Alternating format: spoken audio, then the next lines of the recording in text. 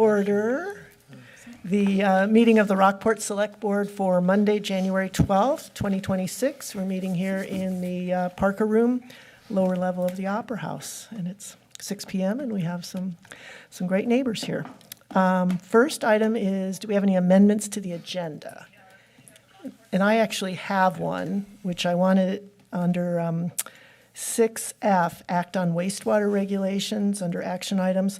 I think that needs to be moved into the wastewater commissioners session. Yep. So do we have a motion on that? So moved. Second. Second? Okay. All those in favor? Okay. Denise, I wanted to find a place to talk about the mutual aid agreement for fire and EMS, if we could. Yeah. As a discussion item? Is that Oh, what- yeah. You want to just add it to, as an agenda amendment to it Yeah. as a discussion For item? discussion. Yeah, and then I might have a few questions for you, John, in the town manager's report. Sure. Okay. Want to make a motion, John? Yeah, motion to add a discussion item to discuss the mutual aid agreement for fire and EMS with the area towns. Okay. Second? I'll second. All those in favor? Okay, we've added that. Anything else? Any other amendments to the agenda? Okay. Next, we have public comment on non-agenda items. Have any of that? John, town manager report. Okay, well, there's a lot going on tonight, so you have a busy agenda. We'll try to keep it short. I do want to thank we have two different anonymous residents who have donated $5,000 and $200 to the town's general assistance account. great. This is what we use to help those who have, basic necessity needs. So it could be heat, could be housing, could be food, and we have generous people who, at the end of the year, they come forward and they do this without fanfare, but this is the type of town we live in, of people who want to see our neighbors do well. And that's, sometimes we get, other things can sort of get the headlines, but, this is very appreciative, and it's nice to see those want to see everyone else in their community succeed. So anyway, I want to mention that. In a similar sort of line, the Center for Furniture Craftsmanship also contributed $6,500 in lieu of paying taxes. This is, for those of you who are unfamiliar, there's a number of entities, nonprofits, and so forth who are tax exempt, and they'd have no obligation to make further payments to the town, other than the fact that their board or those who are in leadership there see great value in the services that the town provides in sort of meeting their missions, whether it's fire protection or it's police service or it's our clerks. There are different avenues within the town that help them meet what they are trying to meet in their missions. And so very appreciative of the Center for Furniture Craftsmanship. Again, that's something they're doing of their own volition and doing to really try to help us carry a bottom line, which is very costly, and doing their part to try to lighten that load. So many thanks to them. If you haven't registered your dog yet, please do. That deadline is the end of the month. If you get to February 1st and Fido hasn't gotten his registration, there's a late fee, and it's $25, whereas the actual fee is $5, $6, $7, $8. So save yourself a lot of headache and make sure that you get that taken care of. Nomination papers for the June elections will be available on March 2nd, so there's plenty of time for that to get started. I want to welcome our new police officer, Dan Perez, who started with us on January 5th. We do have one additional vacancy in the police department, but we're excited to have Dan join us. He's been in law enforcement for 7 years.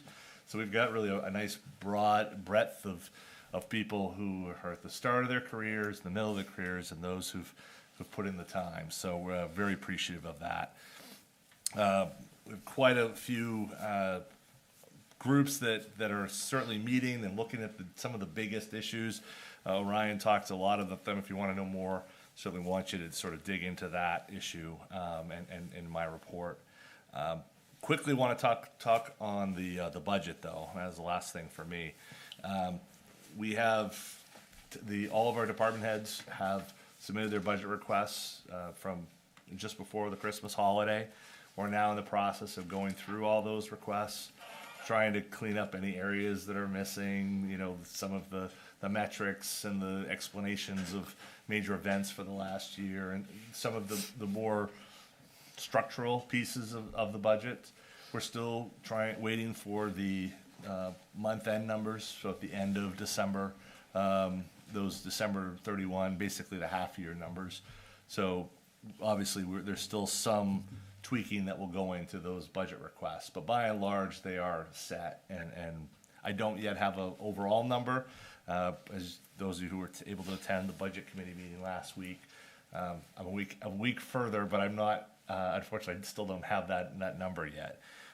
But what I would say, what I have seen so far is department heads are very serious, and they've heard the message loud and clear that this is a year that we want to have a budget that is modest and respectful of the fact that we've had a lot of increases in the last few years, and our taxpayers can't take more.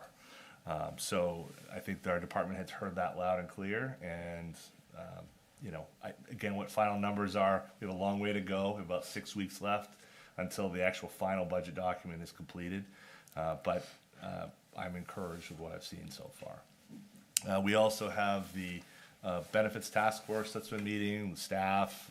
Denise is representing this group, and Walker Angel is representing the budget committee. Great conversation. I think that there was a really positive conversation. Desire that there's changes that are needed, but I think, you know, Walker was very clear in his sort of perspective of wanting to really try to look for win-wins, look for opportunities that benefit the taxpayers, but also benefit the employees, and try to find those avenues as low-hanging fruit and try to work off of those first, and then, you know, have longer discussions. So that group is going to meet again next week, and so we'll see what further analysis. Walker has shared some of that with the budget committee. I'm sure there'll be more conversation about that. And lastly, I want to mention the Holiday on the Harbor, which was a huge success yet again. It went off with a bang. Many bangs. These are the things that make you excited and make you, you know, just proud to be part of a town that just can get together and have a good time, and nobody gets hurt. Everyone has fun. A lot of smiles, you know. And, you know, we deal with a lot of things here that are, you know, a little more less exciting. But it's nice to be able to pull off events that can bring in people of all ages and all towns, really. Yeah, absolutely. It's a Yeah. regional event, you know. Yep. And there's no cost, and we just have a chance to get around and blow some things up without any harm to anything. And you say no cost, that's because some very generous That's right. private donors made that happen for all of us. Which is great. And if there are those out there who would like to help out to make it even bigger bang, let us know, because that is absolutely needed. But very excited with, once again, a smashing success. Abby, our harbor master, Abby Leonard, is, you know, she's got this thing down cold. And luckily it wasn't too cold either. But it takes a lot of coordination to pull this off. This is not something that is, you know, it's not in the harbor master's book of how to do this. But it's a great event, so we're really excited and looking forward to 2027 and the next, or I guess 2026. 26, 26 first. into 27 Yes, to do yes, that again. yes. So that's it. Great. Any questions for John? Yeah, John, I just have a question about the EMS. Encouraged by the numbers. I have really no sense of, is this about what we expected, or is this more calls than we expected, more mutual aid build than we expected? Where are we in the grand scheme of things? So I think the mutual aid build is the number that stands out to me, in particular that last month. And what I want to know is, what does that mean for us moving forward? Does that mean that area services around us are having a harder time meeting the needs of their areas? If that's the case, and that's that we're gonna see a January number that's higher than usual and so forth, that's something we need to be thinking about as we're going into budget. Obviously, the 1 month isn't enough to consider the trend. I know that anecdotally, there are some concerns that whether or not the needs are being met, but I think we have to let the numbers dictate that and let the numbers show us where we need to go with it. I think you've got a service right now that has figured out a lot of who it is and what it needs to be in terms of serving Rockport. And it's the word of mouth is so positive that others want us to be helping out there in community as well. And to be not even a year into this and to be at that point, I think is a huge credit to the chief, our firefighters, our paramedics, our volunteers, because they all set a stage for that. I know you're going to talk about it later, but I think we have a lot in Rockport to be proud of, and on the fire and EMS side of things. And could we do things better? Definitely. But I think in communication is obviously something everyone can improve upon. But I think we've hired good people who have experience, who we can lean on, and we've learned lessons and improved. And I think that's, given where we were a year ago, which was just trying to get a license for Maine EMS, to now, Right. that's overshot expectations in my mind. Yeah. Do And the I think numbers meet it? I think the mutual calls too are not just Camden, Lincolnville. I mean, Right. we're going Union, yep. St. George, Yep. wherever there is a need. So that speaks to the reputation, I guess, Absolutely. and the ability to serve the community. Yep. So, And we get to bill for those. and we get to bill for those. Absolutely right, yeah. So those 12 that we're mutually, we're billing out, it's at least $800 per call that we're billing out. Some $1,000 if it's a paramedic intercept. So that's how we're trying to meet that bottom line. And that was always the hard part when we're talking about budgets so early on, was you How to needed that. quantify it, Y- right. Yeah, you needed, right, and then the 90 days after you actually get the billing in, Right. and then, so it has been, I think the numbers have been a little bit frustrating to sort of see those trend lines. But I think I think you look at 9 months of service, somewhere between 37, or I should say 31 the first month, and 70 calls for EMS needs. That's a pretty wide swath there. You got transports anywhere between 23 and 38. But even with that, and the one thing that I was kind of surprised by was the average response time is relatively level. So even though we have all this traffic in the summer that none of us really like to deal with, it's been pretty consistently somewhere between, 5:28 is a low number, but in the 6 to 7 minute range. We were getting on average 9 minutes under the old contract with Northeast Mobile Health, and of course they had a base in town as well. But I think that's a huge credit.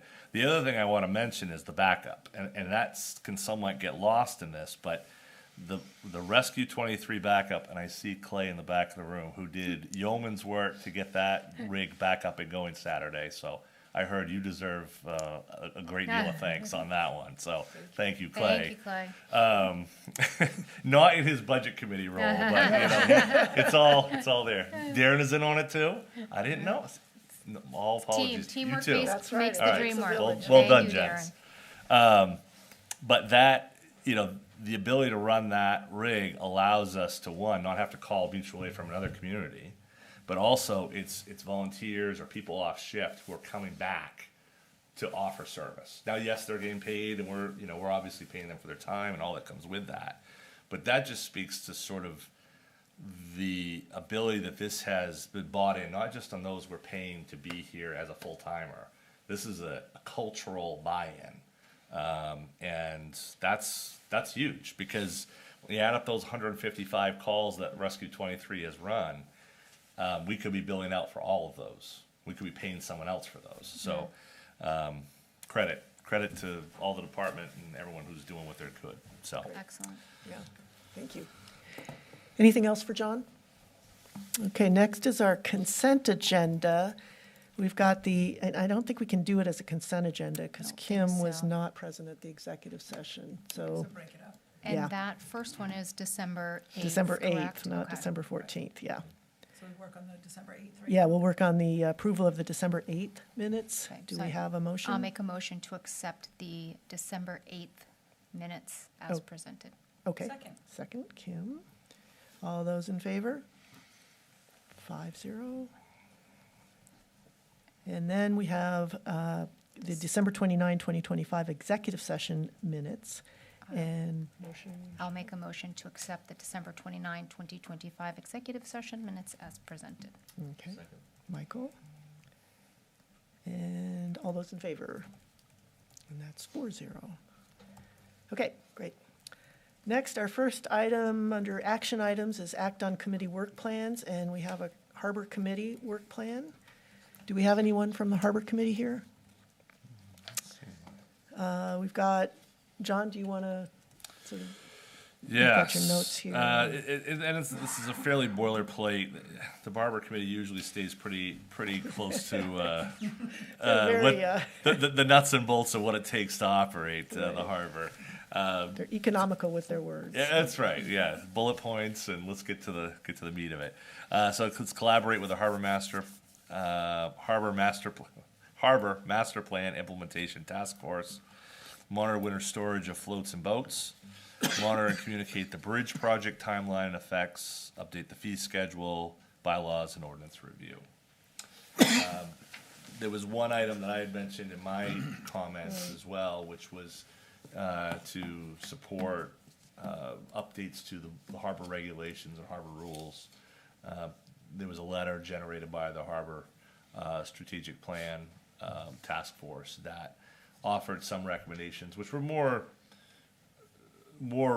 harbor rules based items rather than, core to how high is the seawall and so forth. But obviously the programming of this space is so important, and as this board has heard on more than one occasion, there's a lot of debate and discussion that can go into that. And so incorporating those recommendations into the harbor rules document just enforces this board's hand in supporting the harbor master and in supporting the overall, mission and direction that the harbor strategic plan sort of takes where we're moving, the harbor and all the construction to come.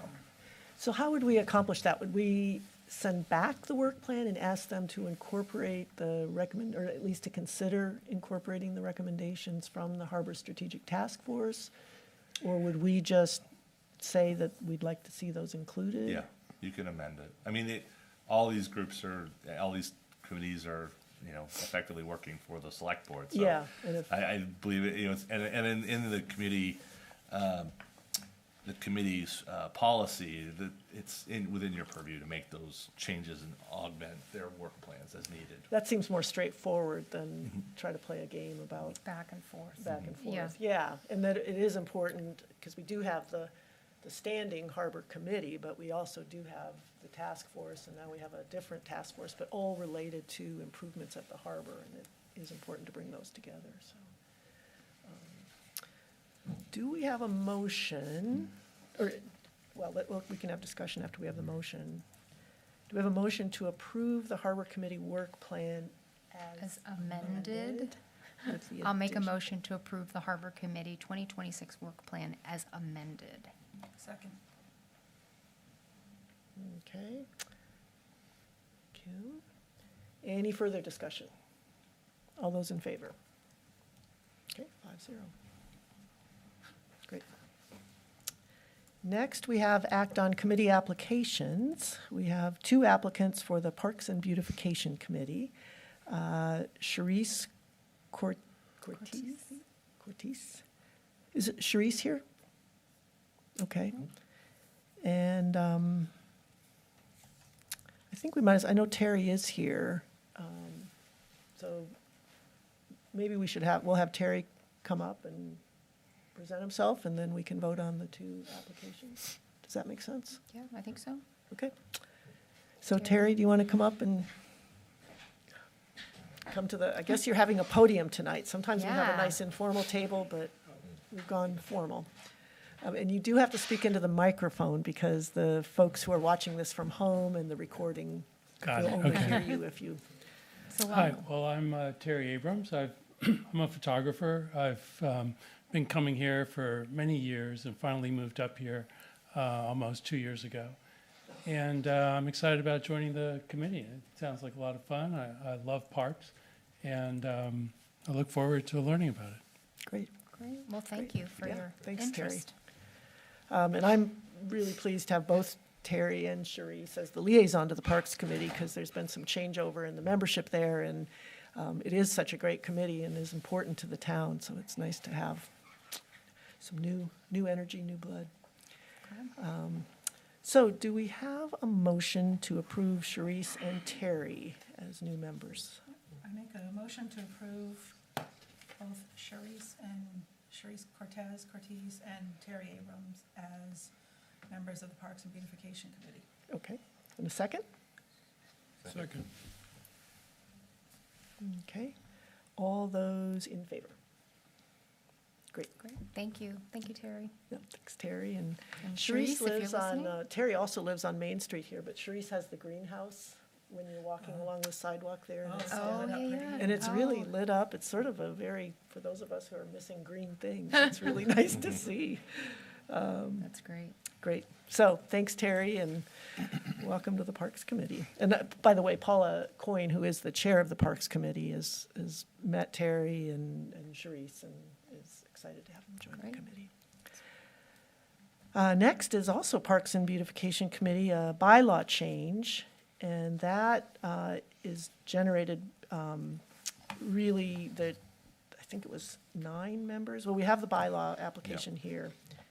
And by having a 9-member committee, it meant that you needed 5 members to have a quorum and be able to take any action, and that was turning out to be difficult. So they've requested that we reduce their committee number to 7 with a number of 4 for a quorum. And especially with our 2 new members, I think that'll work out well. So, do we have a motion to approve the Parks Committee bylaw change? I'll make a motion to approve the Parks and Beautification Committee bylaw changes as presented. Okay, Second? Kim, second. Any further discussion? Yeah, Although- oh, John, Denise, go ahead. actually, I have a kind of a thought, I guess, which we used to have a cemeteries committee, which is long since disbanded for whatever reasons. So we really have we have all these cemeteries in town. And the green burial conversation in the community has kind of raised the whole issue of, can they be more than just, I hate to use this, but I got to, dead space? But can we actually think of them more as an extension of the parks and encourage, because a lot of people do enjoy being in cemeteries for the solace and all that sort of thing, other things.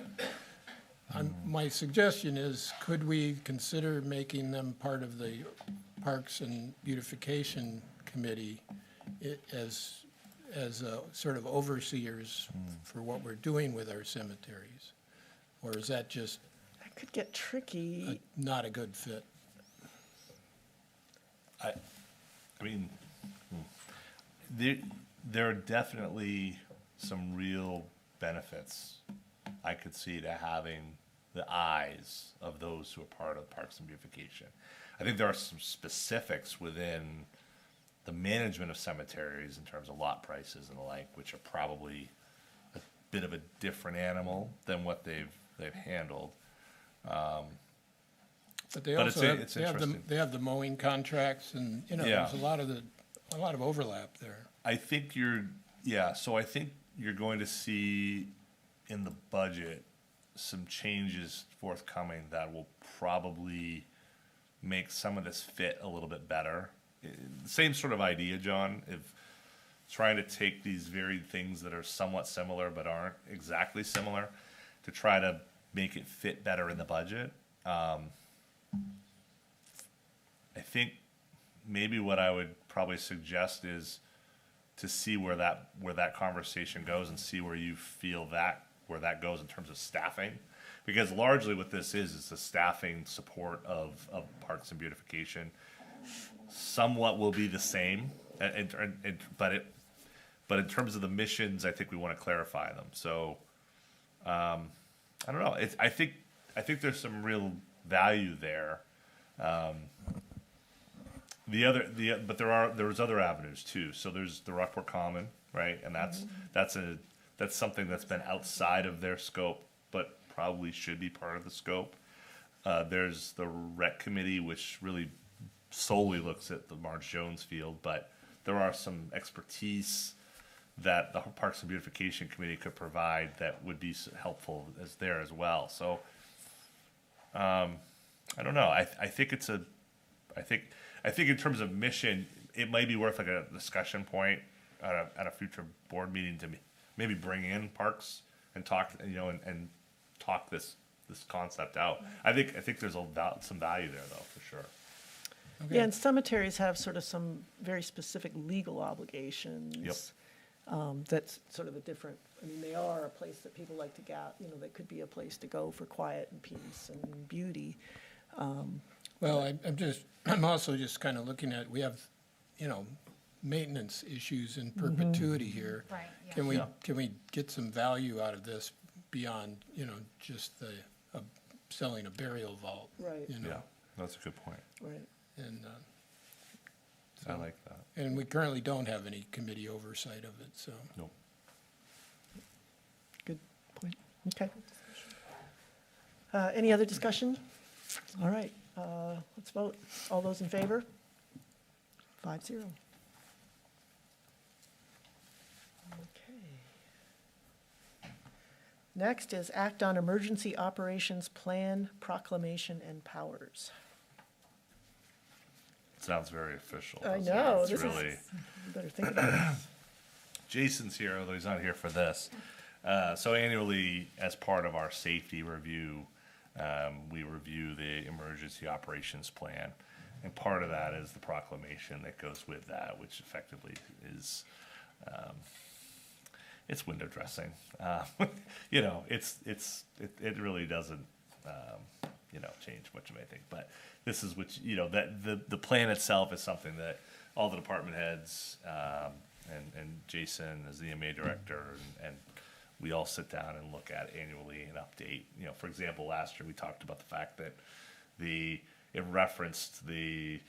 didn't reference where the EMS operation was, because technically it hadn't sort of gotten off the ground, and so those changes have been made, and how we operate and how we work in emergency settings is reflective of what's in that document now. So the proclamation is really the cover page of that, and really identifies in very basic terms, the roles of the board. But obviously the plan is it's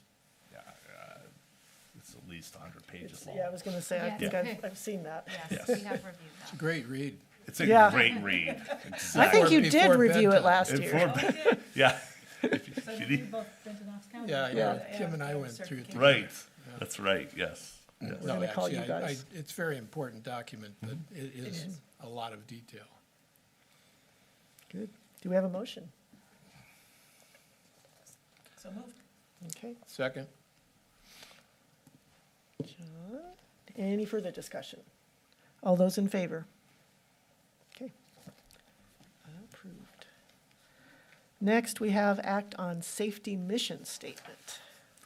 So again, as part of, this is, again, a very blanket window dressing idea to make sure. You all think it's a good idea your employees are safe and town employees are Absolutely. safe. Assuming you agree with that, should be a lot of debate. Okay, Kim's ready to do it. Okay, Kim, do we have a second? I'll second. Michelle? Any So- further discussion? Yeah, so, John, without going on too long, just flesh out what this actually encompasses. You know, when you say safe workplace, Workplace safety, so are we talking OSHA or are we Yeah. talking other kinds? So Bureau of Labor Standards is in Maine, the OSHA equivalent for workplace safety. And so we have to obviously meet the highest standards of that. In addition to, we are part of something called the SHAPE program. The SHAPE program means that we have an even higher standard to meet in that process. But in doing so, it allows us to be, one, to receive lower rates for our insurance and our workers' compensation because we are leaders effectively in those fields. And it's not just one department, it's the entire town. There are communities that'll take one department and say, oh, we're in the SHAPE program, but it's really just their public works or their sewer department or whatever that might be. This is every department, library, harbor. We all have to live by a very high standard. And in fact, every month we have our department head meetings. We start with our first half hour is talking about safety needs. You know, are there slips, trips, and falls that are ongoing that we should be aware of? Are there, you know, we have wellness programs to make sure that all our employees have opportunities to, you know, take advantage of parts of what MMA is offering. I mean, there's a whole layer of this, and there's also funding, sometimes grant funding through MMA available to support these programs that we put on as well. So it's the safety aspect of, and workplace safety aspect of the town is a very very important piece of our whole everyday working environment. And in fact, you know, just to get someone started, their first job isn't to, you know, here's the pencils, here's the keys. It's sit down and do your safety work to make sure that you're not going to have carpal tunnel or fall down and do something you shouldn't. So we take it really seriously. All our department heads are really the ones who really drive that bus in each of their departments because it is very department specific. But they do a great job, and our budget benefits from that work as well because we pay less than another comparably sized town because we take this so seriously and we make sure that it's a priority for everybody who works for us. Great, thank you. Any other discussion? All those in favor? 5-0. Great. And we move the wastewater regulations to the wastewater commissioners section of the agenda. So the next item is act on dangerous building finding, 325 West Street. Maybe John, you want to start, and then maybe Orion will. Sure, I could start. So Andrew, unfortunately, is out of town, so I'm going to do my best to fill in, although Orion, I'm sure, can fill in the gaps where I fall down. So at your last meeting, you conducted a public hearing concerning the property at 325 West Street. And you heard evidence that evening regarding whether or not you could find that building as a dangerous building. So in that process, there were a number of photos shared. A draft set of findings of fact were shared as well. Those have been revised and are part of the packet. At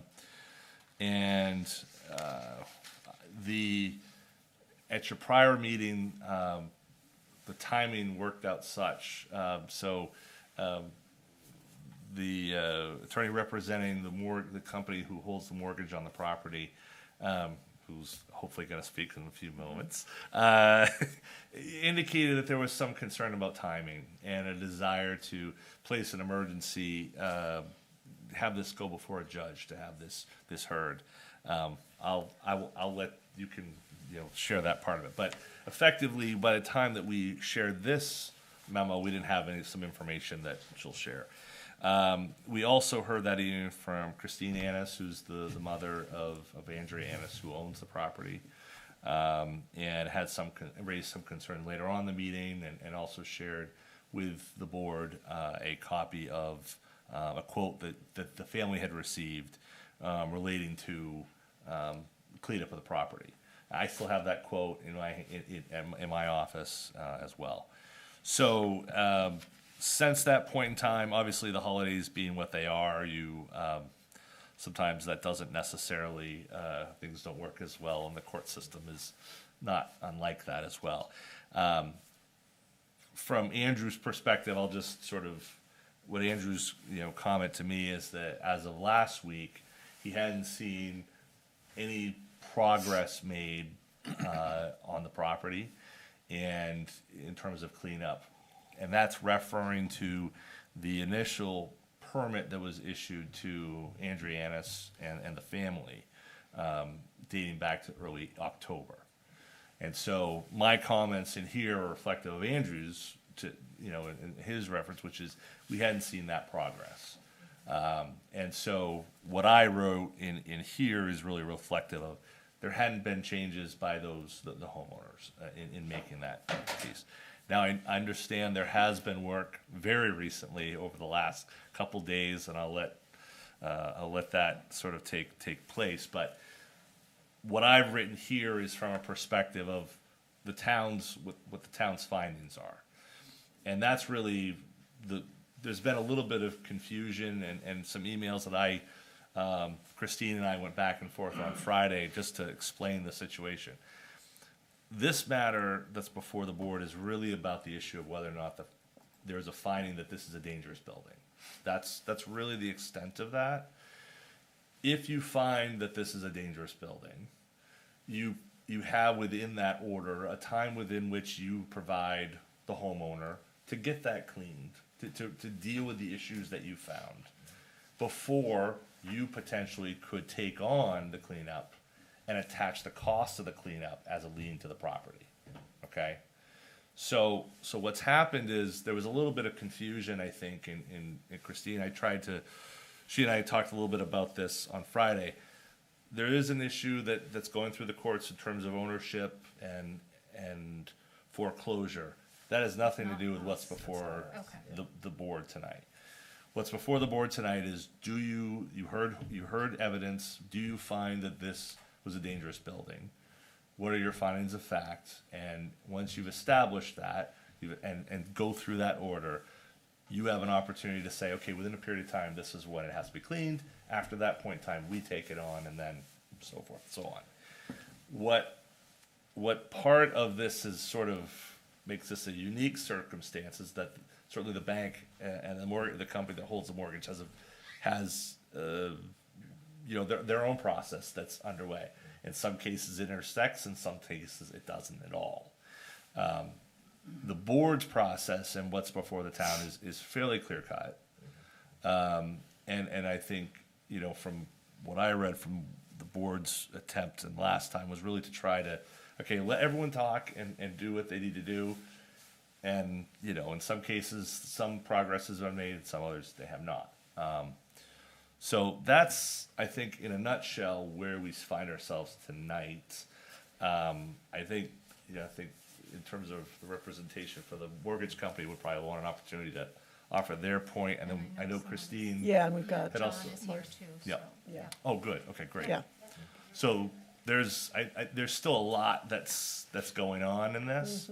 But I think the matter before the board is it's a bit more Basically, identified. do we deem it as dangerous or not? That Yes. was- Based on what we That's- heard at Based the on what public we hearing. know. That's it. Okay. Yep. Right. Yep. Okay, well, we do have people who've taken time out of their schedules to come, so, why not? And then Marcy, you or John, I don't know. John's gonna speak. Okay, go ahead. Thank you. Renee Longoria, doing Great Longoria. I represent Celine Finance LP. And I was here on December 5th with regard to the issues, et cetera. And tonight I'd like to bring you up to speed as to where we are. So with regard to the town's finding or proposal to find this as a dangerous building, we have no objection to that. The property speaks for itself. It does appear to be dangerous, et cetera, due to the fire. Our objection is to the second part, the town going ahead and doing the work and creating that super lien. The motion that we filed in connection with the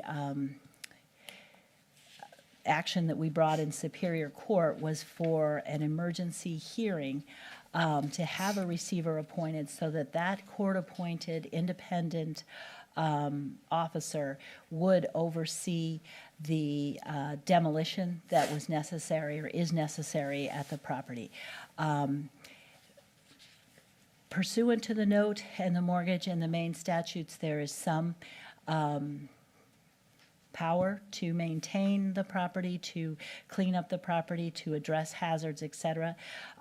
But we, out of an abundance of caution, wanted to make sure that we had the court approval that we needed to get that receiver appointed, who becomes, who as an officer of the court, is not a representative of the bank, et cetera, and would oversee the demolition that is necessary. Unfortunately, notwithstanding the fact that the motion was marked as an emergency motion, because of the resources that the court has, apparently they only have a judge every other month. They were not able to schedule that matter for hearing until January 22nd at 9:30 a.m. So we will proceed at that date and time in order to obtain the receiver and make the case for that so that we can return the property to a safe state, et cetera, and that is our goal in doing that. However, we also appreciated the town's concerns that were brought to us by Andrew as far as the exterior of the building in particular, still having all of the rubbish, the debris, et cetera. And we did take steps pursuant to the note and mortgage to do that cleanup. I've provided photographs both to the building department and to the select persons to reflect that exterior cleanup. The reason why we didn't do that initially is just simply we were hoping that the emergency motion would be taken on an emergency basis and that we would send the vendor out there one time to get the work done. The good part about completing this work is that that same vendor has given us a quote and a time frame to do the work. He is willing to do the work the last week in January, which is the week following the hearing, provided that the appointment is made. And his cost for doing that is between $20,000 and $25,000. He had a few things he wanted to nail down to make sure with regard to that quote, but that was reasonable for the work that needs to be done. And we would undertake to do that. There are main statutes, both 14 MRS 605113, the general powers of the court, that allows the court to take those actions. There are also specific statutes, 14 MRS 6327 and 6326, that speak to various things that servicers can do to make sure that there are,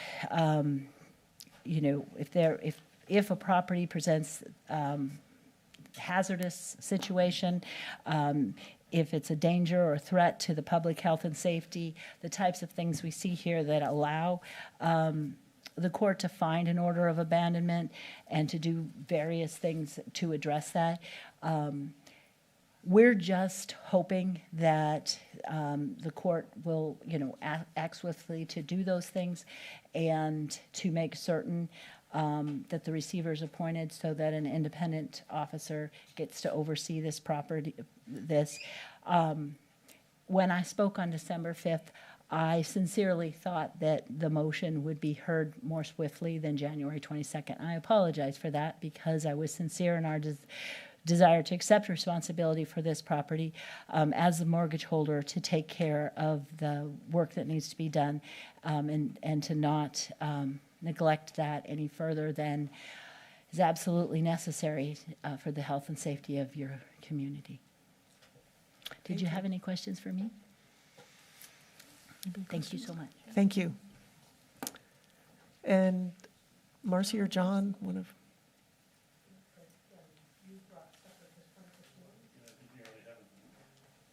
Have you been able to read the letter that Christie sent today? Yes. here to observe more than to speak. I had some questions for the bank. How did you get permission to clean up the outside? I'm sorry, sir, I don't know who you I'm are. Chris's brother, John Frock, sorry. Okay, so, Let's see, you have to Yeah, share this is- mine. And I'm coming in kind of blindfold, so. me just- too. I can discuss a mortgagor's loan only with a mortgagor or somebody who has a third-party authorization. So this is a And I'm public wondering whether hearing, this is appropriate at and our I don't select think board it's an meeting. appropriate I appreciate point your for that. concern, John, but I think, yeah, I think this is a private matter.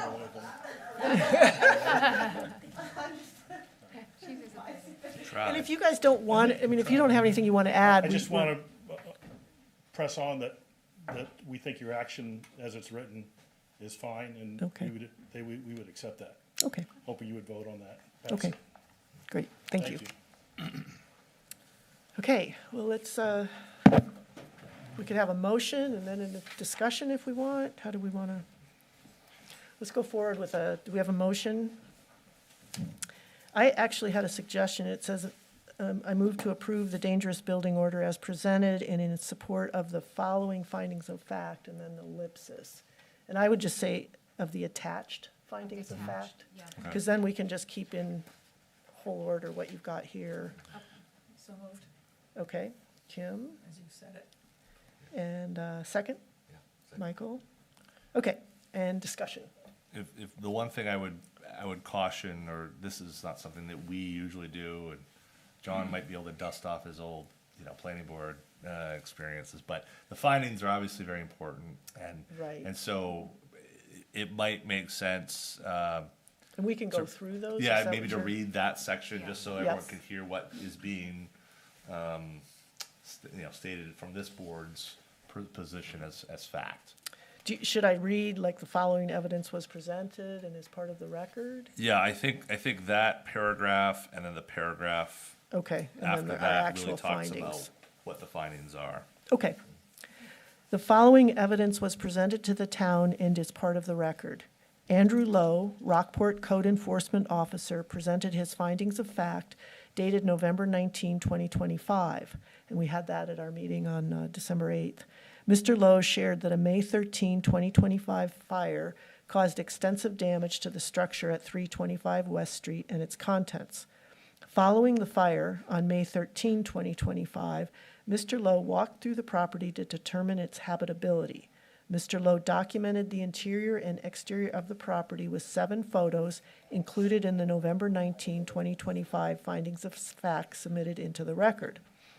The issues Mr. Lowe identified included, but are not limited to, lack of structural integrity leading to a structurally unsafe dwelling, large amounts of burned debris left over from the fire, from pre-fire debris that littered the yard, driveway, porch, basement, and outbuildings, remaining unburned debris around the dwelling, the outbuilding, and in the driveway, openings that allow animals and/or people to enter the structure, and reports of rodents.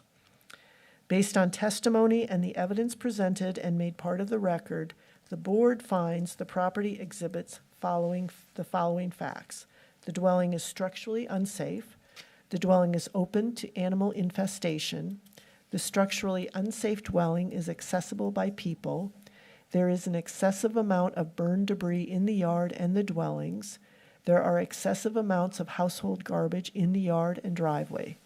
Accordingly, the board further found that the property is unsanitary, uninhabitable, a fire hazard, and is dangerous to life or property. And 2, the evidence and testimony presented by Mr. Lowe is credible. Pursuant to 17 MRS Section 2851, to adjudge a building to be a nuisance or dangerous, and this is really where our authority comes from, the municipal officers must find that the building is structurally unsafe, unstable, or unsanitary, constitutes a fire hazard, is unsuitable or improper for the use or occupancy to which it is put, constitutes a hazard to health or safety because of inadequate maintenance, dilapidation, obsolescence, or abandonment, or is otherwise dangerous to life or property.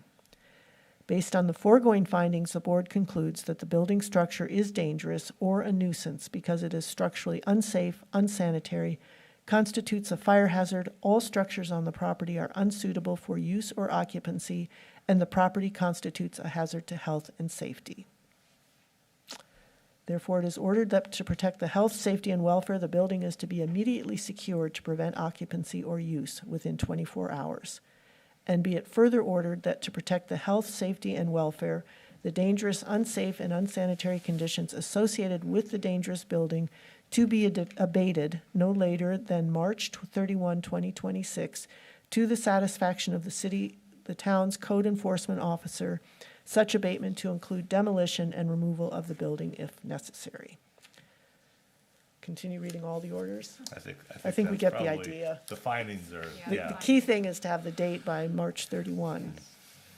Marcy, can you come up to, you have to come up to the mic so we can, or you can pass one back. So you I trying know. to get rid of it? Didn't work for you. Can you just clarify what you guys are gonna do in the immediate to close it off? What does that look like? Are you guys gonna just go and put caution tape? Have you, because that's an immediate action. Right, the 24 hours hours. that we immediately secure to prevent occupancy. So that's the issue, is that is the issue, is Job. because of the fire. The most pressing concern that Andrew had outlined in his facts were the exterior debris, et cetera, so that no one could Get hurt themselves, et cetera, on that. The actual structural building itself is going to need that demolition. I There's- understand all of that, but I'm wondering what the town is gonna do, because this is the town that's doing this immediately. What the town is going to do. It's not the town? That's not my understanding, not until March 31st. That's the whole thing, is we This- need to work together to get it done, so the It town says the doesn't take building over. is to be immediately secured to prevent occupancy or use within 24 hours. Is that on the owner? Right, that's what So Marcy's that's what I'm seeking clarity on. Well, no, and I'm trying to clarify even more Because if there's because, something that we need to do. Exactly, We know that that's- Andrea is in a facility getting help for addiction. And so this falls on the family. And so this is something that we need to know if there's something that. what would be, what needs the to be town would actionable, require of the if it's- owner. If it's immediate. Yep, So this would be our code enforcement officer's duty to enforce this aspect of protecting health, safety, and welfare, right? To ensure that it's immediately secured to prevent occupancy or use.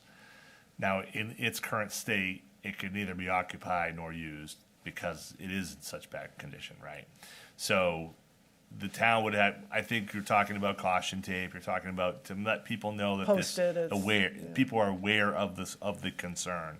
But the more pressing issue here, Marcy, is really that second part, which is the deadline of the March 31 of when, that's Well, I our most appreciate that, pressing because issue. the permit that was Yeah. given to us didn't have an expiration date. So Yeah. essentially what you're doing is giving an expiration date to this permit. well, under this dangerous building finding, It says that the town And can. nobody's disputing that it's a Yeah. dangerous building. right. Yeah, I right. mean, nobody's disputing that it's an eyesore, nobody's disputing that there's rodent, nobody's disputing any of Right. that. Yep. Right, But what we need to know is actionable items yes. for us as we Right. move forward Yep. to figure out how we can best support and help Andrea. Because really, at the end of the day, this is what it's about. So if we make this motion and approve this, that it's a dangerous building, I get Marcy's point 100%. Are they now bound to do something within the next 24 hours? Well, let me just back up. The question right now is, are they is the property in violation of the current land use ordinance? Probably the answer is yes. Right. Right? So there's a whole process that the code enforcement officer could follow to say, you're in violation, you have too many cars in your yard, you have blah, blah, blah, blah, blah. We're beyond that, obviously, in this case, like Marcy said, this is obviously a different category. And this is more about the opportunity for the town to say within, 2 weeks, 10 weeks, roughly 10 weeks from now, that the town could take on a further standard in this to take on the cleanup itself. Right. But we're giving 10 weeks of that time for a permit that's already been issued, or however process to work out for this to not involve the town to handle the cleanup. Right, understood. That's So the really. question is this that's the 24 pertinent hours. piece. Right, understood, but what Yeah. we're gonna sign states that something will be done in 24 hours, and that's does what that Marcy in is the trying to 24 figure Well, out. we're not, I guess the point is, we're not, to what degree is secured, we're not gonna Well, put could we take this fencing and- out? Well, Do we need That's this? the That's- only, that's the question, though. is Right, like, that's what we're if The trying to code, figure out. it's, owner- no, For the it's the code family. enforcement, that's what I'm saying, it's the code enforcement officer's standard that has to be met by this, for not, securing the property in 24 yes, hours. So will yes. he Who be the does one the responsible security? for it? And how would I get a copy of that standard so I know what to do within 24 hours? The question is, what is gonna be enforced within 24 hours? Not if there's a standard to be met. We're looking, the point of this process is to make sure 10 weeks from now, there's an end to this.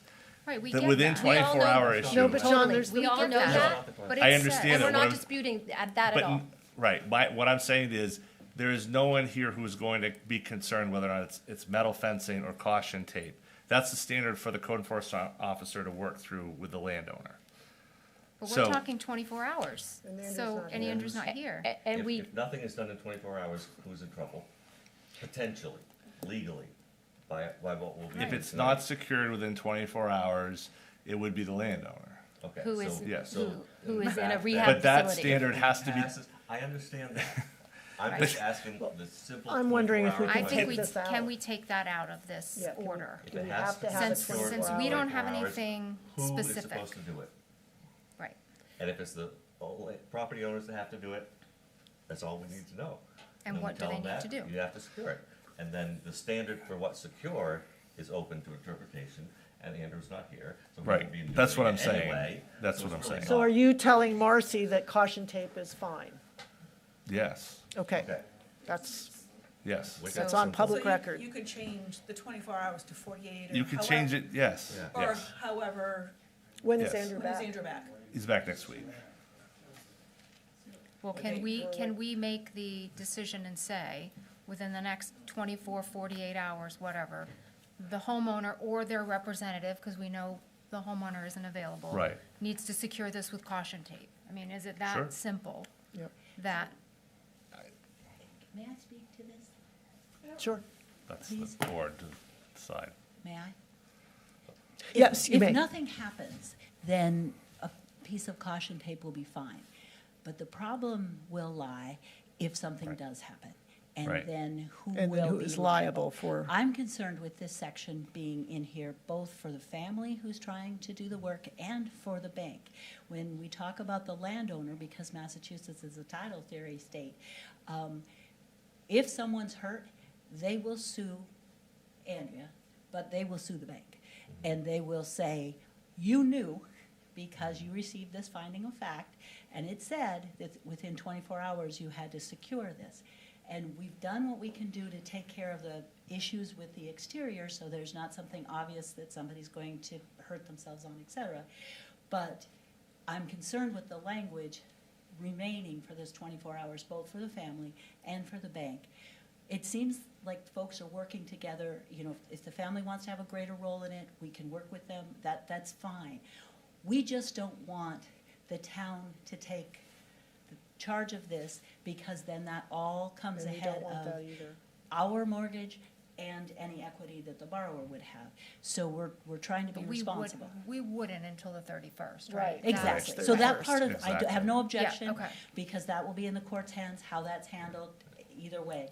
Yeah. But the 24 hours, I agree, that does Yeah, I- concern me. Yeah, and without I don't- Andrew Because here. it's just an invitation for strict liability on Yeah. both the family and the bank for anything that might happen. I think that in should be removed short order. personally. Well, And we've tried. can we think of this a little bit differently? If we don't have this in there, then the liability now falls to the town that we didn't act on it. Is that a fair assumption, But John? it's been sitting I like don't- that for months, Well, I mean, but, yeah. I don't know if you can go that far. I think the liability falls on you after the 31st. The landowner's still the landowner. okay, so And if is we still liable do nothing, for- then it's We don't- clear that the liability is strictly with the land, with the property owner. John, you're not giving me a lot of confidence that that's the case. Well, it's, I mean, Yeah, there's the nothing purpose, I mean, the realistically purpose, securing is, right, the purpose of this section is to avoid further concern and further claims, right? That's really what this is trying to do. It's trying to make sure that there isn't a further issue, a worsening of the current condition, right? That's really the purpose and. of the it's- 24-hour provision. Yes, it's meant to say within 24 hours, the building should be secure.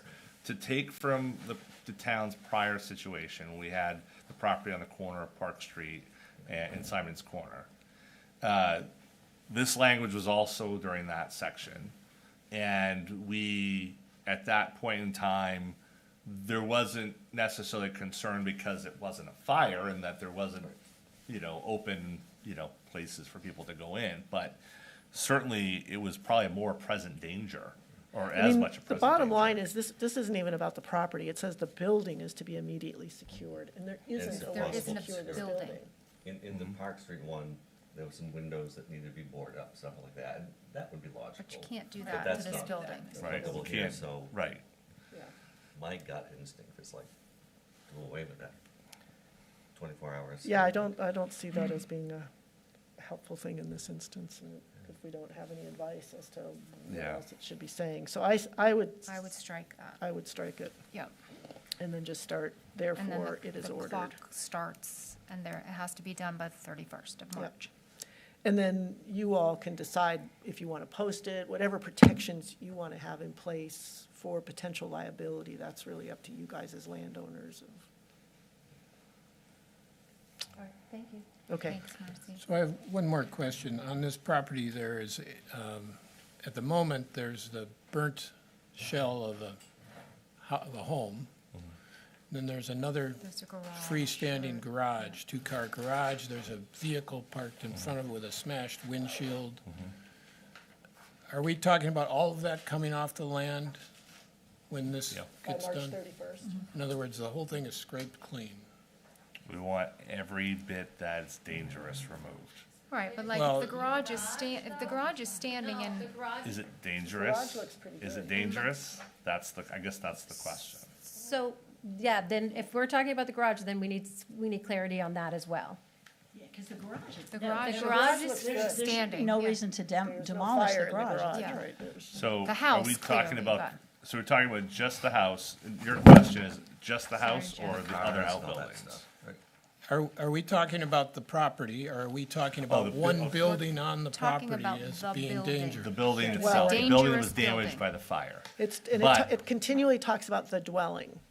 But I would also cite that there were other issues of unsanitary Right, that were which also should be found clean. Yeah, in because exterior property. we've. Debris talked- around the yard Right. and the structure, but not the Exactly. garage itself. But not inside the. Right, so Right. maybe there should be clarity for that too, that it does not include the garage. That's not. Right. In the quote that we passed along to you guys, it did not include the garage. Yeah, and that It was was- the Oh, the garage debris looks- around the The garage house and looks the fine. house, the Yeah, structure I itself. understand that, Marcy, but I'm trying to get clarity on this. Are No, and we- I appreciate that, No, John, it's because, He's important. talking building structure in the singular, in the Yeah, finding of and fact. dwelling, keeps talking about the dwelling.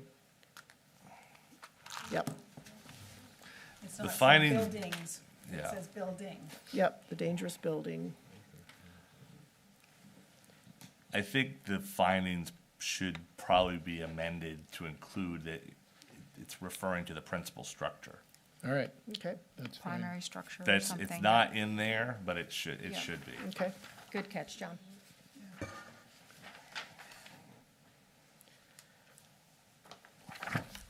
All right, So we're talking about striking the 24-hour clause, yep. and that's the only change we're, And other then than we would- changing the language to the To refer to the primary primary structure. residence, primary structure.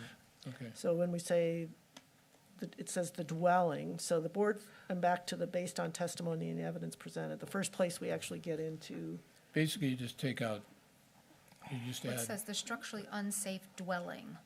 the dwelling is- primary dwelling is unstructurally, so you just put the word primary in front of Yep. dwelling Yep. throughout this document. yep, There's also one other spot, just before you get to the therefore it is ordered, the paragraph just before there. the It primary, says all structures on the property are unsuitable for use, so that should be altered to The say the primary. primary structure is. good catch, Michael. Is unsuitable.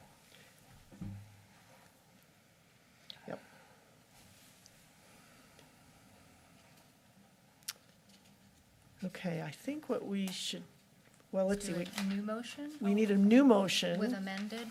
that this would be as amended, and let's clarify that we're gonna refer to only the primary dwelling Okay, and remove that language. So so, do I strike my motion?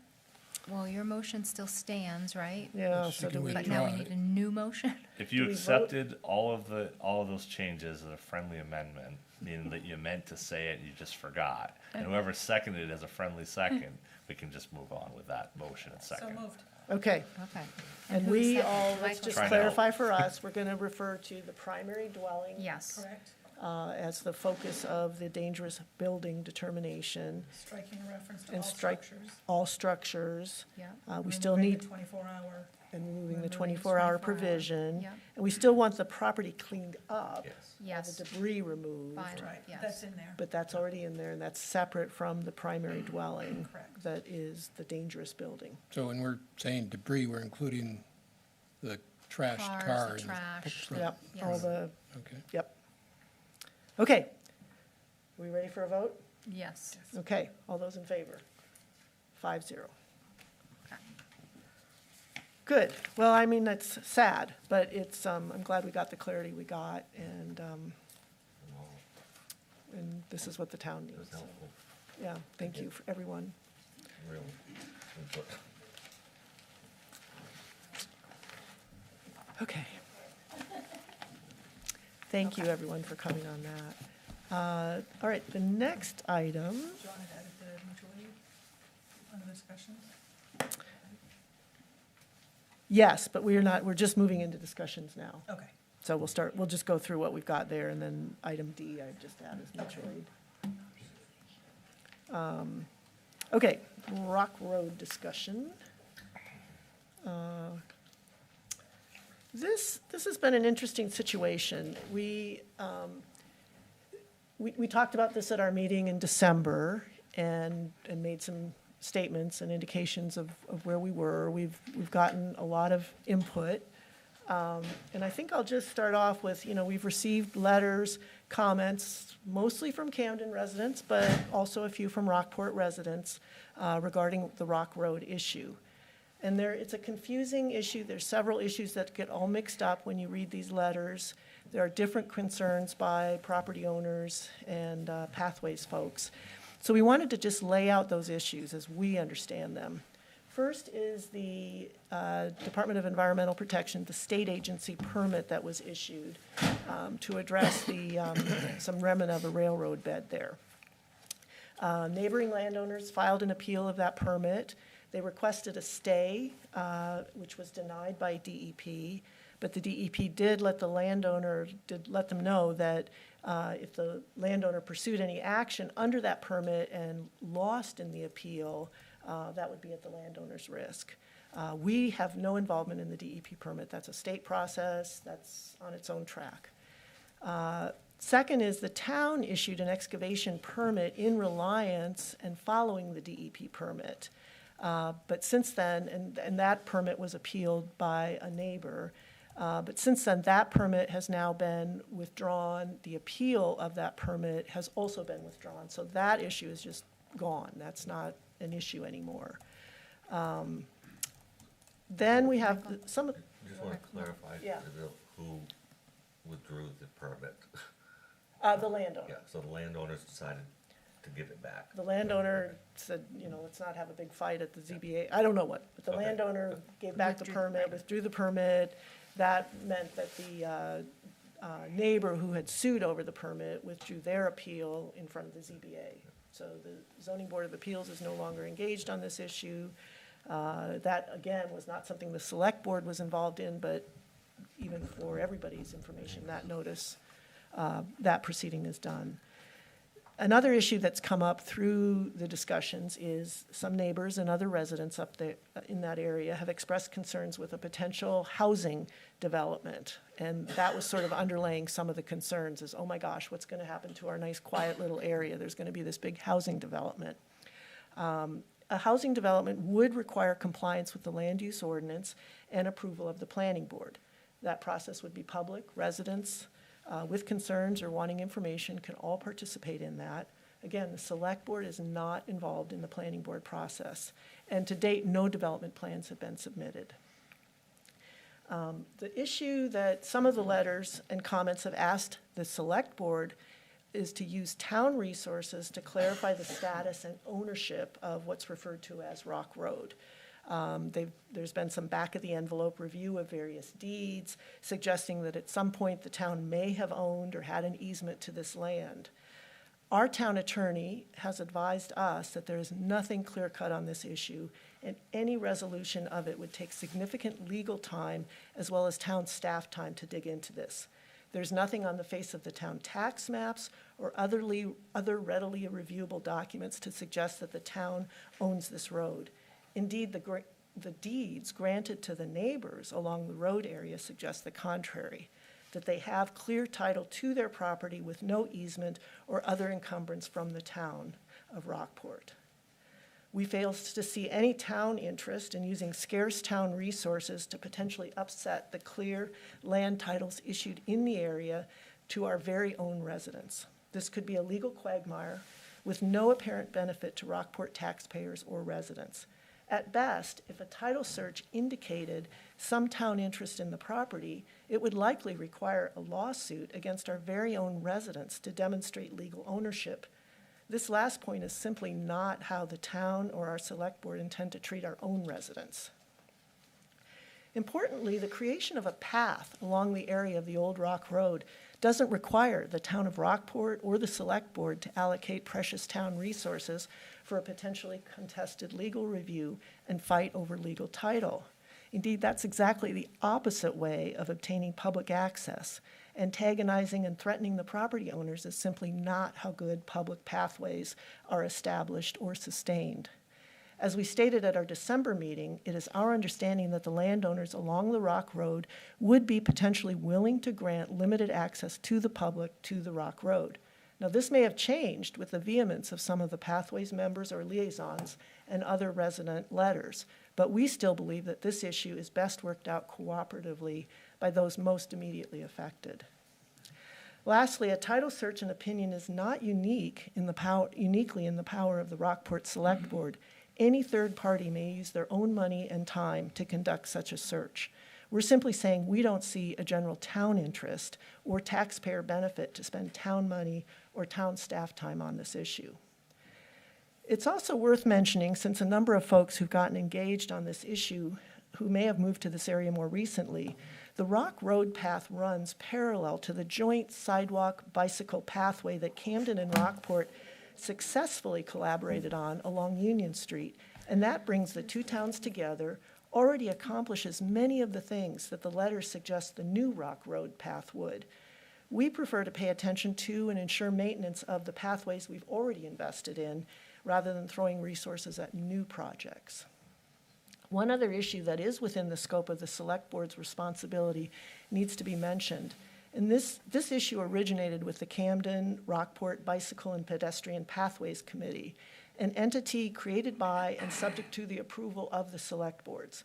While we mentioned at our December meeting that it is important to our Select Board to stay focused on our town goals and priorities for the year, rather than just jumping at whoever brings up a new issue to us, we let go of what we told the town we would be working on and we work on something else. We also believe it's important for the Bicycle and Pathways committees to stay focused on their priority goals, and those don't include Rock Road. The Pathways bylaws state the committee's responsibility will be to continue making recommendations for implementation of the Camden Rockport Community Path, formerly referred to as the CSD path, which is the path out to the high school along Route 90, as well as developing a master plan. And when we review the 31-page Rockport Pathways Master Plan, it's focused on sidewalks and bikeways and prioritizes pathways to the high school.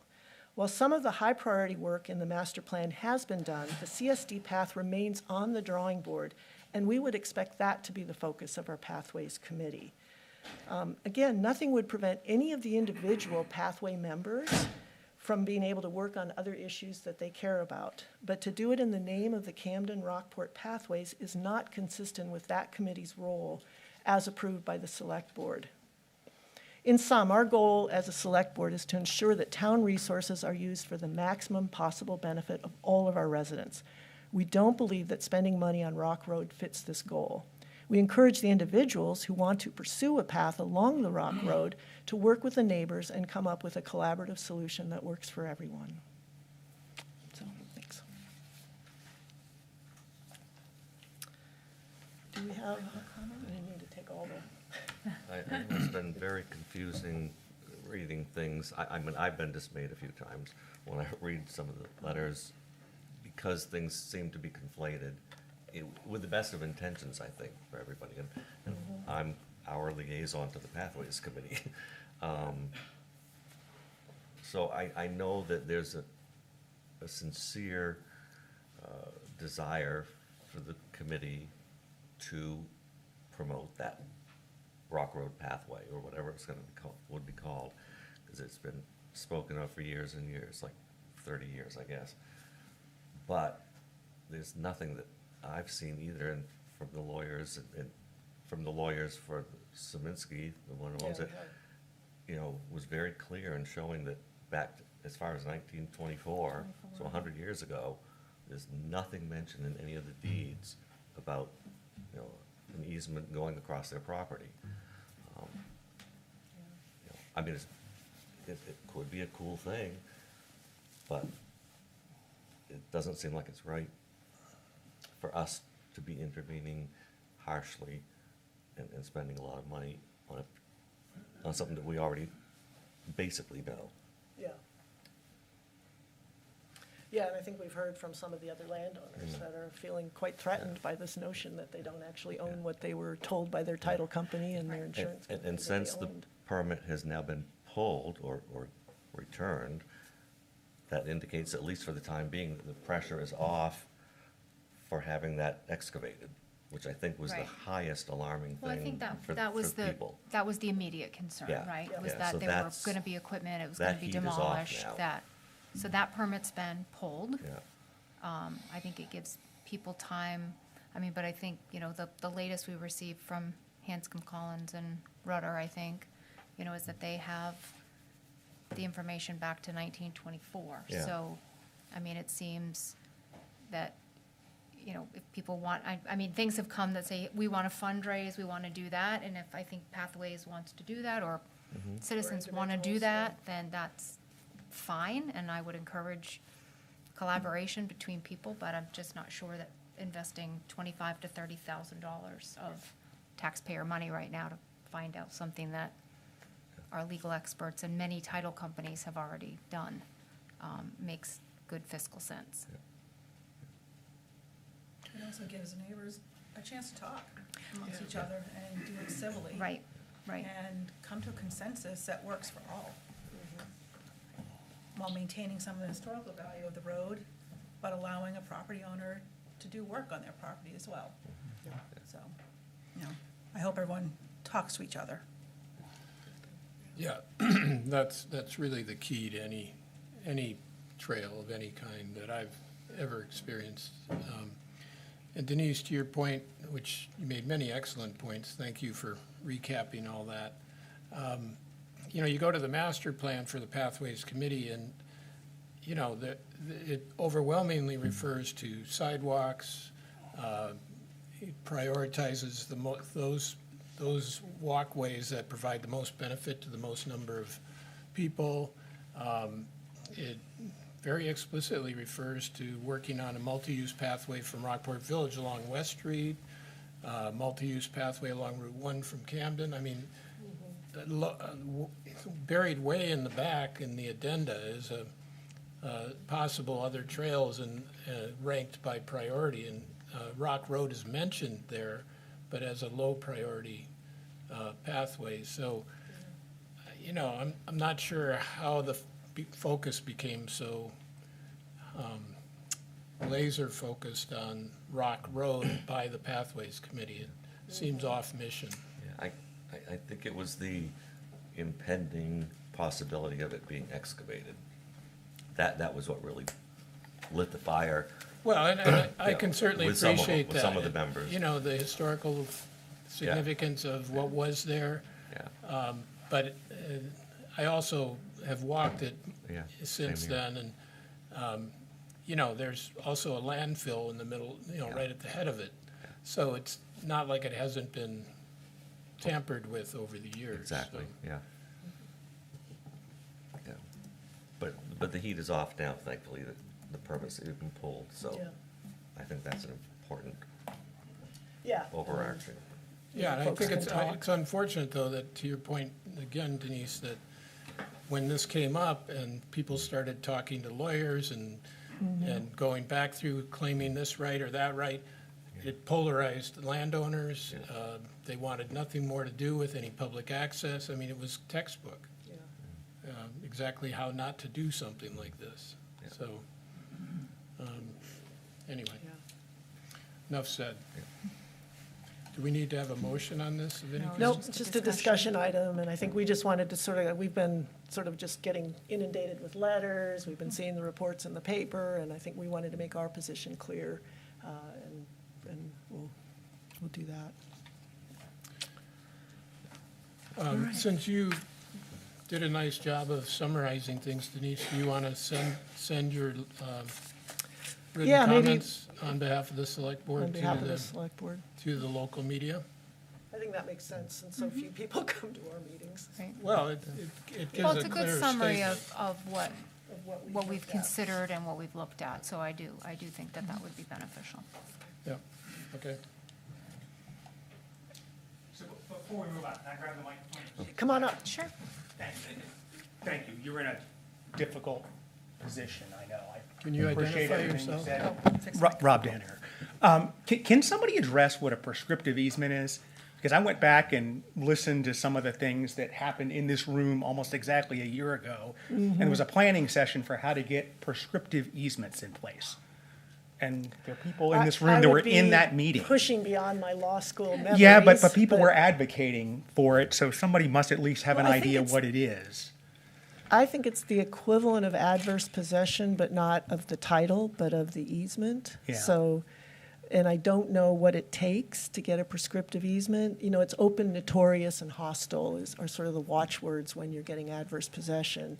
And I think that's difficult with a path like this that isn't, I've tried to walk back there and follow that path, and I haven't been able to figure out really where it goes. So I would, but that's I well appreciate beyond that, my and that's legal kind of the expertise. answer I expected, but the notion of a landowner in Rockport, knowing that there are meetings in Rockport where Rockport is trying to organize adverse possession of my land is troubling, to say the least. I could see that, yeah. Yeah. I don't. So I that's- kind of would like that to stop. Yeah, Okay. Yeah. Great, thank I you. don't- yeah, it's, I don't yeah, think I it don't know was what that anything- meeting was, but I wouldn't. but that's a Yeah. rough way to come into a community, Like so. I said, almost exactly a year, Yeah, people can yeah. kind of go back and watch. Who was having the meeting? What was the body that held the meeting?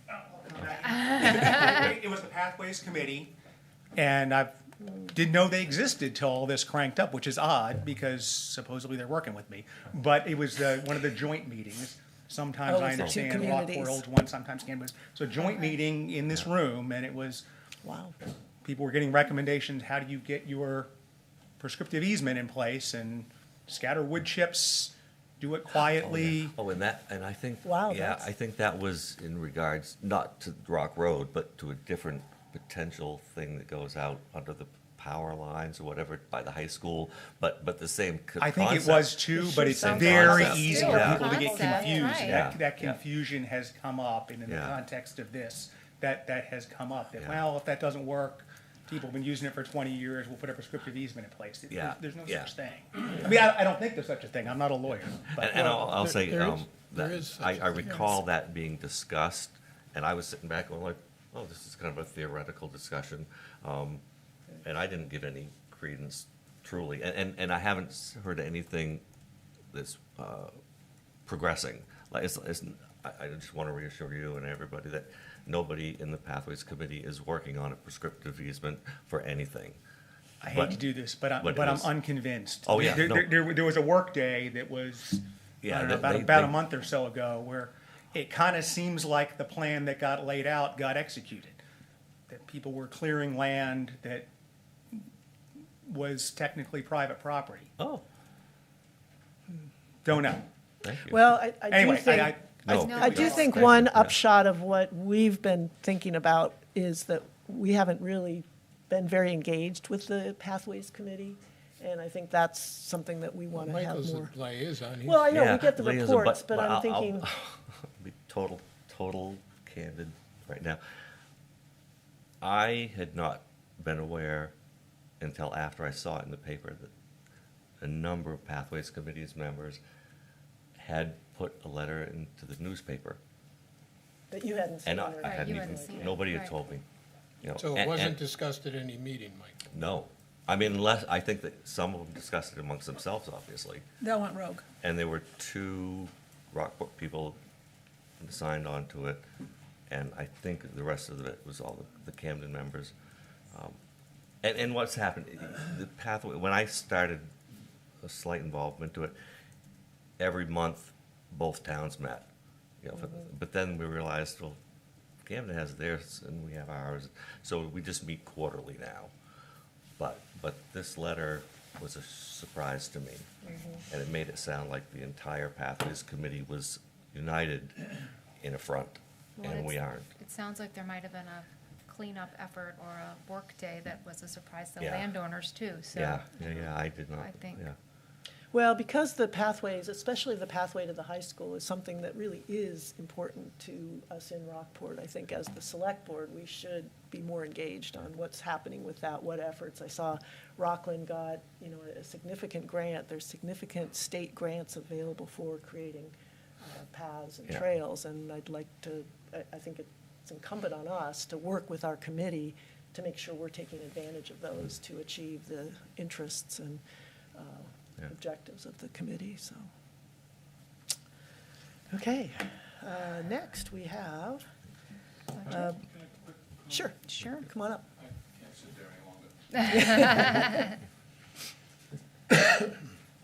Rick Mitchell from West Rockport.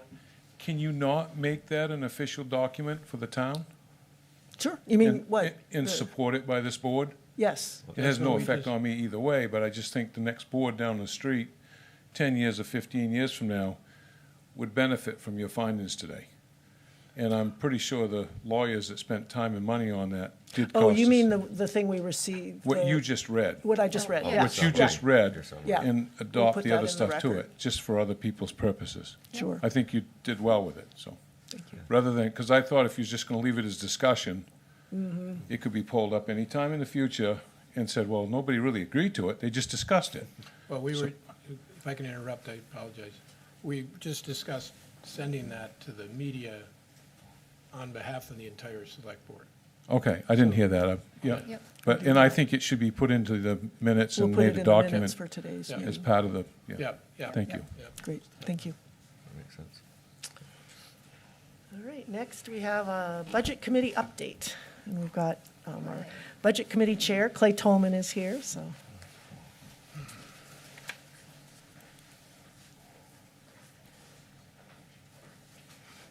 All right, appreciate you having me. Clay Tolman, Rockport, Budget Committee Chair. Just for a quick update of what the Budget Committee's been doing over the last couple meetings. We came up collectively, picked out, using last year's budget and the budget document, some of the largest growth indicators over the last couple of years to figure out where some key contributing factors could be coming from for the, overall increase in the budget for the town. So we had a pretty good talk last meeting with John. He gave us an update where his budget process is, and we talked back and forth with him about what those findings were, what our committee findings were, so that he's kind of up to speed on what we're going to be looking at going into the budget season. And I think that information is what he's using through his budget conversations with the department heads to try to, I don't know, is curb the budget's the right word, but something to that effect, previous to going into the actual budget meetings. A couple other updates from the benefits task force we got. They did a good job, Walker did a good job with those. And then some of the other things, two of the other things that came out of last week's meeting were two recommendations that the Budget Committee is gonna make is making to the Select Board. Excuse me, the first recommendation is gonna be on this year's warrant. The Budget Committee would like to see our actual vote displayed on the town warrant on all the pertinent articles that are relevant to the Budget Committee. So what that would include, the way right now the charter is written is the verbiage in the charter is basically to say that our recommendations will be displayed.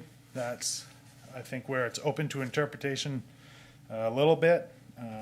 It doesn't, in the current charter, actually depict that our vote needs to be displayed. So going back a few years, on the 25, 24, and 23 June ballots, there was no actual vote from the Budget Committee on the actual budget articles. There was some other articles in there where the Budget Committee did have a vote displayed. One of them, accepting the road over off West Street Extension. That was where the Budget Committee vote was displayed. In 23, that was on the 24 ballot. And the 23 ballot, there's quite a few other articles where a vote was displayed. And then prior to that, back in 22 and previous, on each article of the town warrants, the Budget Committee's votes were actually displayed on there along with the Select Board's votes. So also in 22 and previous, the budget itself was broken out into different sections, different articles, instead of just expenditures and revenue. We've had talks back and forth on the layout of the actual budget. That hasn't necessarily been as,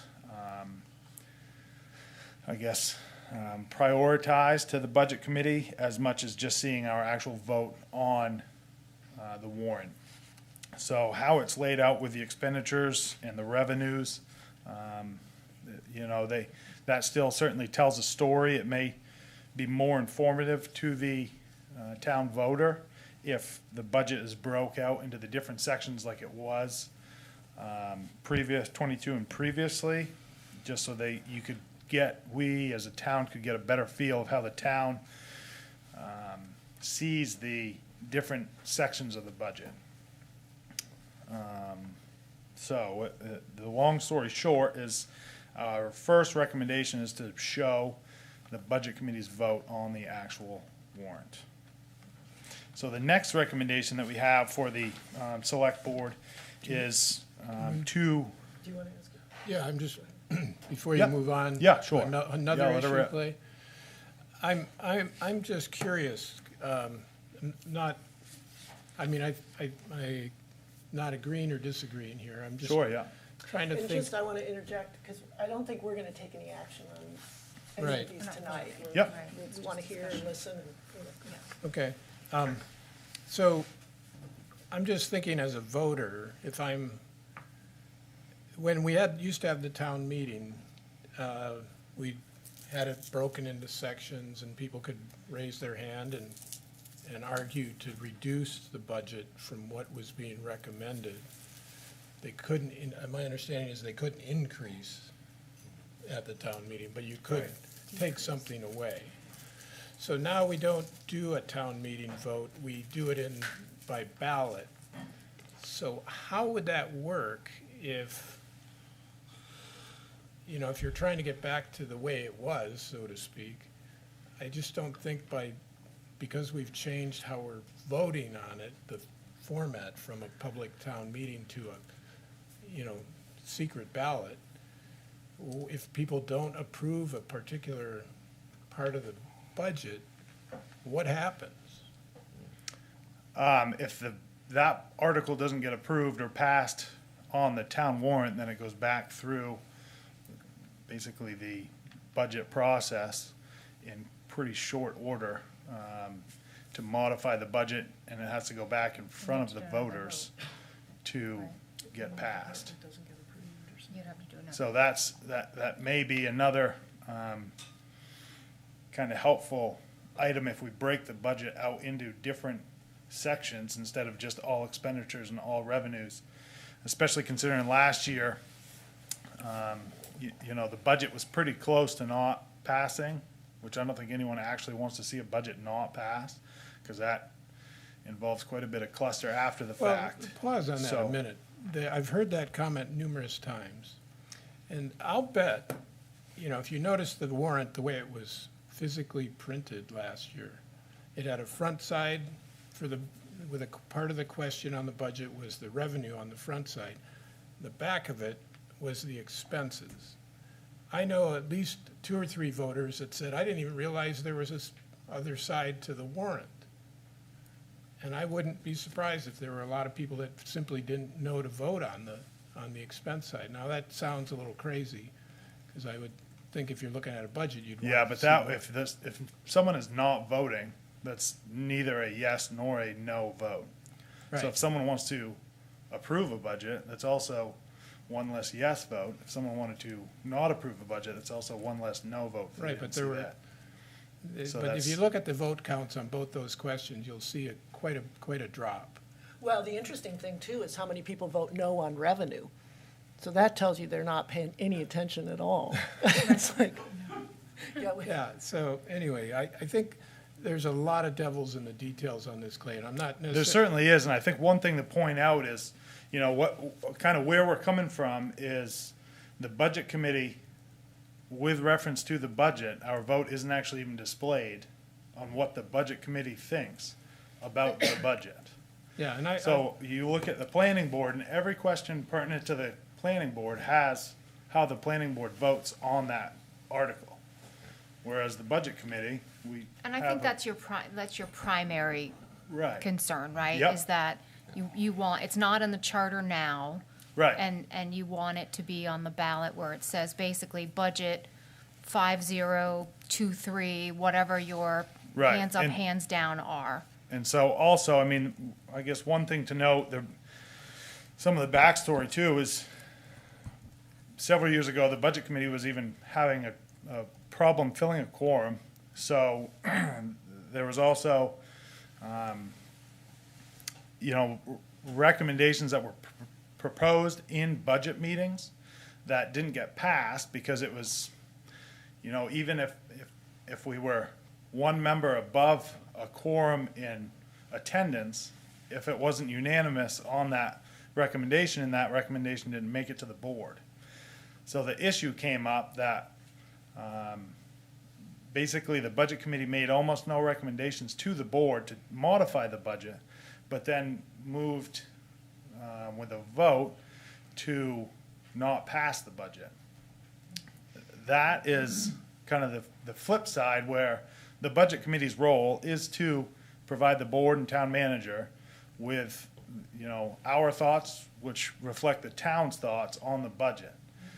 If we're not able, as a committee, to present you with enough recommendations, then, you know, kind of hand in hand with a vote, that doesn't give you guys enough information to put together a satisfactory budget. So, now that we have, you know, this year at least, a full budget committee roster, we're expecting to provide enough recommendations such that we don't have to have any or very few no votes, because we're working together to get a budget in the first place that, meets most everyone's needs. Yeah, well, I'm glad to hear you say that, Clay, and I think you've done a great job leading the budget Appreciate committee lately, so I know it's not an easy group. So here's another part of the process here. So the way you've structured some of your suggestions, and I'm jumping to the charter changes. yeah, why don't we let Clay You want- talk about? so- Sure, Well, yeah. let you speak first, and then I have some Yep. question, which is real close to what you were just talking about, Clay. Sure, so our second recommendation is to change we would like the select board to put on the June warrant, these changes that we've proposed as a committee into the town charter. So there's some verbiage in the charter, and I emailed you guys earlier, I don't know if you guys had a chance to look at it, but Yep. this charter change, I believe, was made back in 22 to basically what it is now, but we are looking to change some of that, not exactly back to how it was before, but in summary, which we can go line by line through it if you'd like, but in summary, what we'd like to see as a committee is that it's still worded throughout the charter that the budget committee is its own entity that provides and collaborates with and cooperates with the select board and town manager through the budget process. It kind of leaves, some individualism there as a committee so that we aren't necessarily just, under the thumb of anyone else. We're a separate committee that's ideally representing all the townspeople equally and providing feedback or suggestions or recommendations collaboratively. So in the charter changes also, we wanted to note that it may be important that we put the verbiage in there that our vote will be displayed on the budget, on the warrant. That verbiage came not exactly, but basically from the planning board verbiage in their charter sections. So the other thing we wanted to ensure that we left in there, excuse me, was the section where one of the changes that were made back in, I believe, 22 says that if fewer than 9 citizens elect to run for the office of the budget committee can still conduct business provided it has a quorum. So that kind of ensures that if there is no quorum on the budget committee, the town can still proceed through the budget process without kind of having to, I guess, use the budget committee that doesn't have a quorum. So that wouldn't be a restriction to the budget process. Right, which was If there are really not enough how we committee avoided members. what's happening at the county level right now. Right, yeah.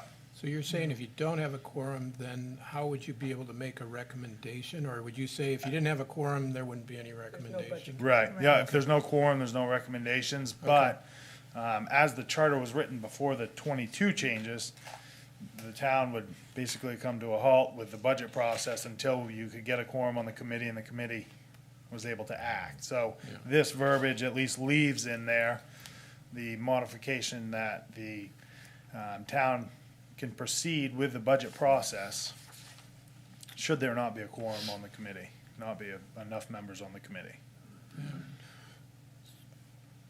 You done? Yeah. Okay. So my thought on some of this is, it seems like there's a lot of really detailed steps along the way that perhaps don't need to be part of the town charter.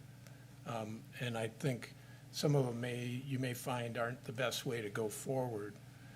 One in particular is, I wonder if there's a way, because it sort of sets this up that the budget committee will present to the select board its recommendations. The select board will vote whether to incorporate those changes or not. And then the budget committee is going to have its vote to look at what the select board did or did not accept and then put their vote on the town warrant. Is that basically how you understand it? Yeah, I mean, I guess if you look at it from a different perspective, we're gonna recommend to the board on what to change in the budget. And then, no matter what you guys, or what the board does, we're still gonna vote on the approved budget. Right. So- So where I was going with it, I'm sorry to cut you off. Yep, no, Go ahead let and her- finish. So what that will do, I mean, regardless of whether you accept our recommendations or not, we'll still be voting as the budget committee on what the budget committee thinks of the budget. On the final? on Yes, the that's final, what on the actual On what's gonna be on the budget, warrant. which is what will be. Okay, gotcha, okay. So what I was hoping for was somewhere in this process to have more of a conversation after the select board has finalized its budget or is close to finalizing it, to have essentially a straw vote or something of the budget committee, so we know, because you may not get 100% of what you want. And we may Sure. not know, I mean, it's a give and take process sometimes. And there may be situations where you have to give some. But it would be good for the select board to have a sense of, you know, how strongly do you feel about this? Yeah, and I think, you know, that Because is. what we're really looking for is to not confuse the voters, to give a budget that everybody can support. Yeah, and I think that's certainly a good point. I think if we didn't have a whole budget season prior to the recommendations that we make, then that might be, you know, taken in a different context where you guys theoretically having gone, or, you know, at that point, we will have gone through the majority of the season. We will have sat down with all the department heads. We will have conversed with you guys in each one of those workshops, if that's the right word for them. So, you know, at that point, you guys being select board members, probably will have a feel for what the budget committee is kind of thinking anyways, and how strongly those opinions are. I mean, it's kind of hard to say. So know, to not that, knowing to that point, Claire, are you generally feeling positive about having the meetings together with the select board when we go through the budget in more detail, or? I mean, Yeah, I mean, I think that's, you're coming, you know, I know the select board is a representation of the public as voted positions, but the budget committee is, you know, fulfilling a role that is strictly to look at the budget. So that, a lot of the townspeople that I talk to, I'm not talking to them about a lot of the other stuff that you've already talked about today. I mean, I do, but it's not important relative to, you know, my role as the committee chair. But we ideally are going through it with a more fine-tooth comb, and our role is to provide you guys with feedback also from, you know, the townspeople that we're getting. Yeah. So I guess to answer your question, do I have a positive feel for it? Yeah, I think so. I think we're gonna go into it at least trying to work together. If we as a committee and you guys as a select board are not able to work together, that's not really gonna, you know, do us any good. And I think our point, our being the budget committee's point, putting this into the charter, changing the charter, is to at least solidify that we're going to be giving the townspeople basically enough representation of their thoughts and how the committee feels about the budget. Yeah, I like the idea of collaboration a lot with the budget committee and the select board. In particular, I feel like there's a really valuable role the budget committee could play in shaping the budget, which is in the area of research, you know, really doing a deeper dive into some of these major expenses for the town, just like you're doing with the health insurance task force. Sure. There's some, you know, some very big numbers in certain areas, and having a, you know, smaller group of the budget committee, or even the budget committee as a whole, really climb into that and take the time to research, you know, best practices in the state of Maine or elsewhere would really be helpful. So I just want to underline that. Yeah, that certainly. role I mean- for the budget committee. I know it takes a lot of time. I know Yeah. it'll take more Oh, yeah. meetings. I know nobody likes meetings, but if the budget committee is really going to help me personally as a select Right. board member, that would be a, you know, a great resource to have. Yeah, I mean, 6 years ago when I got written in, then We're going to do Some that good again. friends. you know, in I town. only committed to a couple of meetings in the spring. And now, flash forward, Every month. we're once a month with a committee, you know, once every other month coming to these meetings, all your off time. So it's, the budget committee's role has changed drastically in the last 3 years, really.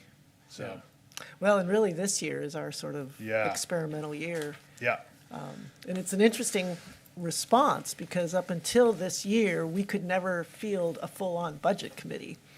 Right. And now we've done it and we'll see whether people stay. Yeah. yeah. All you gotta do is spend a lot of money and get people out. So Clay, the only other thing I would ask is that, you know, you've gone through and redlined the charter changes that you'd like to see. I would just encourage you to try to stay flexible on that, because we're not gonna make those changes in time if we Sure. did for this year's budget, to kind of wait until we get through this year's budget and then let's revisit. Yeah, and that's why we're making basically two recommendations. First recommendation is that you just put our vote on the budget.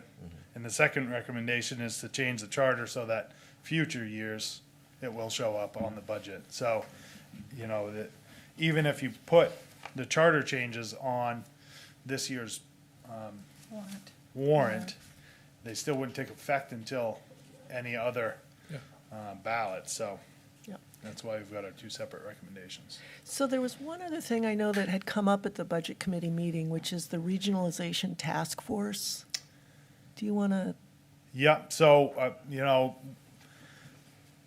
some of the larger items on our budget, on every town's budget is public safety. And, you know, some people, depending on who you talk to, want to see regionalization happen between fire and EMS, just EMS, fire, EMS, and police. Some people have even referenced going so far as to have public works regionalized.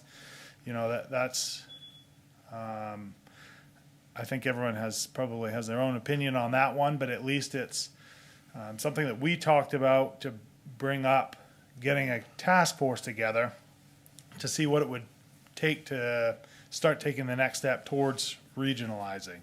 It may be that a task force finds that it doesn't make sense, which is why it hasn't happened yet. It may be that a task force finds that we just don't have the right structure in place yet to regionalize, but they could identify what it would take to move towards regionalizing. So we got to follow up with that between our committee and the town manager. There's also, you know, plenty of other steps after that, but our hope is to at least have a representative from our committee, maybe a liaison from the board, town manager, and certainly some people from the public that would be involved in that to get that or keep that ball rolling, to always kind of at least be looking at that and see if that is a viable way to save money. Maybe it is, maybe it isn't, we don't know, but we might as well at least find out. yeah.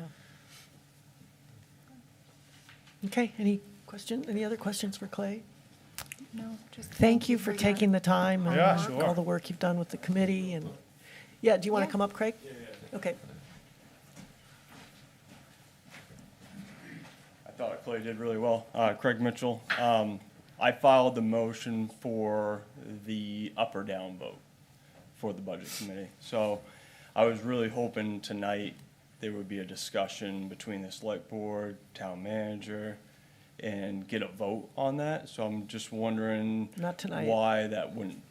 No, I'd this just is like a reason it's why a they discussion wouldn't be. item, and it's just something that we need to think about as a board. It's part of bigger picture So issues. what would that process look like to get to that point? Well, we've got a town lawyer involved, there's things we need to work on internally in our process. Because I don't think but- we can make that decision, right? Because it's not in the charter as it stands now. So, we just have to get more So bef- advice on this, But Craig. before we was on there as up or down vote, just like the planning board, so. Well, then it wasn't, it off, was, it so- still used the term it just depends on what you call a recommendation. Right, so if you guys recommended us to be on there as a up or down, you could have that discussion and recommend This is a it. discussion item on our agenda tonight, so we're not gonna take action on it. We're not, Right, yeah, we're just trying to make sure that we're not talking about the same thing over and over during no, our we meetings. appreciate it. I think you can trust that it's been received. Yeah, You don't have to come back and remind us. It's in the works. all right, because that's very important for the committee for Understood. this upcoming meeting. Understood. all Okay, thank you. And to that point, Craig, a number of us have attended every meeting, so we've definitely heard. Yeah, familiar faces. Even from afar. I was Yeah, on the even Zoom, from I was afar. on the She's there. Zoom, Zoom, YouTube. yeah, that's it. You guys know how to have, well, not even really vacations, Yeah, no, it was a vacation, but. but, okay. Next, we have toboggan races. I guess, John, this is your baby. No. So But- why is this on our agenda? Well, we have, if we are going to have a team, this is, and again, it doesn't need to make a decision tonight, Uh-huh. but there has been in the past history, and there's been a team from Rockport, a team from Camden, and if there's interest and people are available, We I didn't do guess- it last year, right? We did not do it Okay. last year, we didn't have enough people to I was on the participate. injured list last year, so. You were, yes, but maybe if those are available. Has Camden made any I haven't heard reference that anything. they want to do that? No, 'Cause I know- haven't heard, I mean, it's, yeah. So if you're interested or available, maybe if you could register with Diane, your Let interest by Diane the end of know. the week. And And then. a team if of we- 4. A team of 4, yep, Okay. so, The pond should be frozen this winter. yeah, Let's right, hope. right. But that's, Okay. yeah, that's all I had on that, that's Okay. just Okay. as a FYI. Okay. And then John's added item, mutual aid for discussion. Yeah, actually, I just wanted to, I don't quite know how to come into this, but we have a mutual, Jason's here, right? Yep. So, Jason, if you could come up, that'd be great. So we have my understanding is, from a distance here, and Jason will certainly correct everything I misstate. We have a mutual aid agreement with 4 or 5 towns? Or more than 8, that? 8 towns? 9? Okay, and it basically,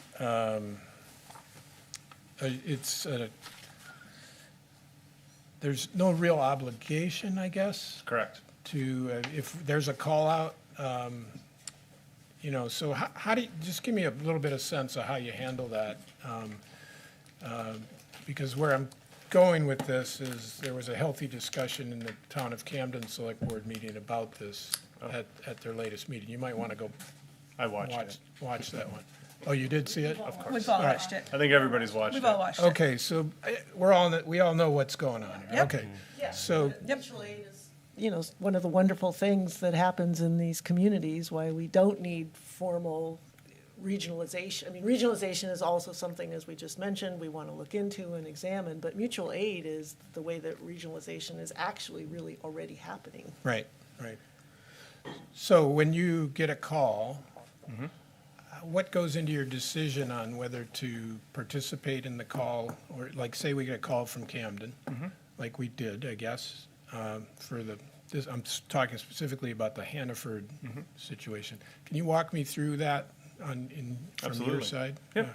So mutual aid for all of us is the same across the board. When the tone drops for a specific town, for example, Camden has mutual aid for a first alarm assignment where it's Hope, Lincolnville, and Rockport. When a call comes in for that, the tones drop, departments respond as they are available. We are all volunteer departments, I think, out of the 18 towns in the county. 17 of us are all volunteer. Our full-time people are strictly assigned to EMS. They do not leave the town of Rockport unless they are specifically requested by an EMS agency. So we don't have full-time firefighters that are here just to respond to fires. Out of those 17 towns, it's the same thing. All of our SOPs are probably the same. We cannot force anybody to come to a call. So if there's a call right now and none of them show up, I would have to start mutual aid. Again, I have no authority or no way to force them to come to a specific call.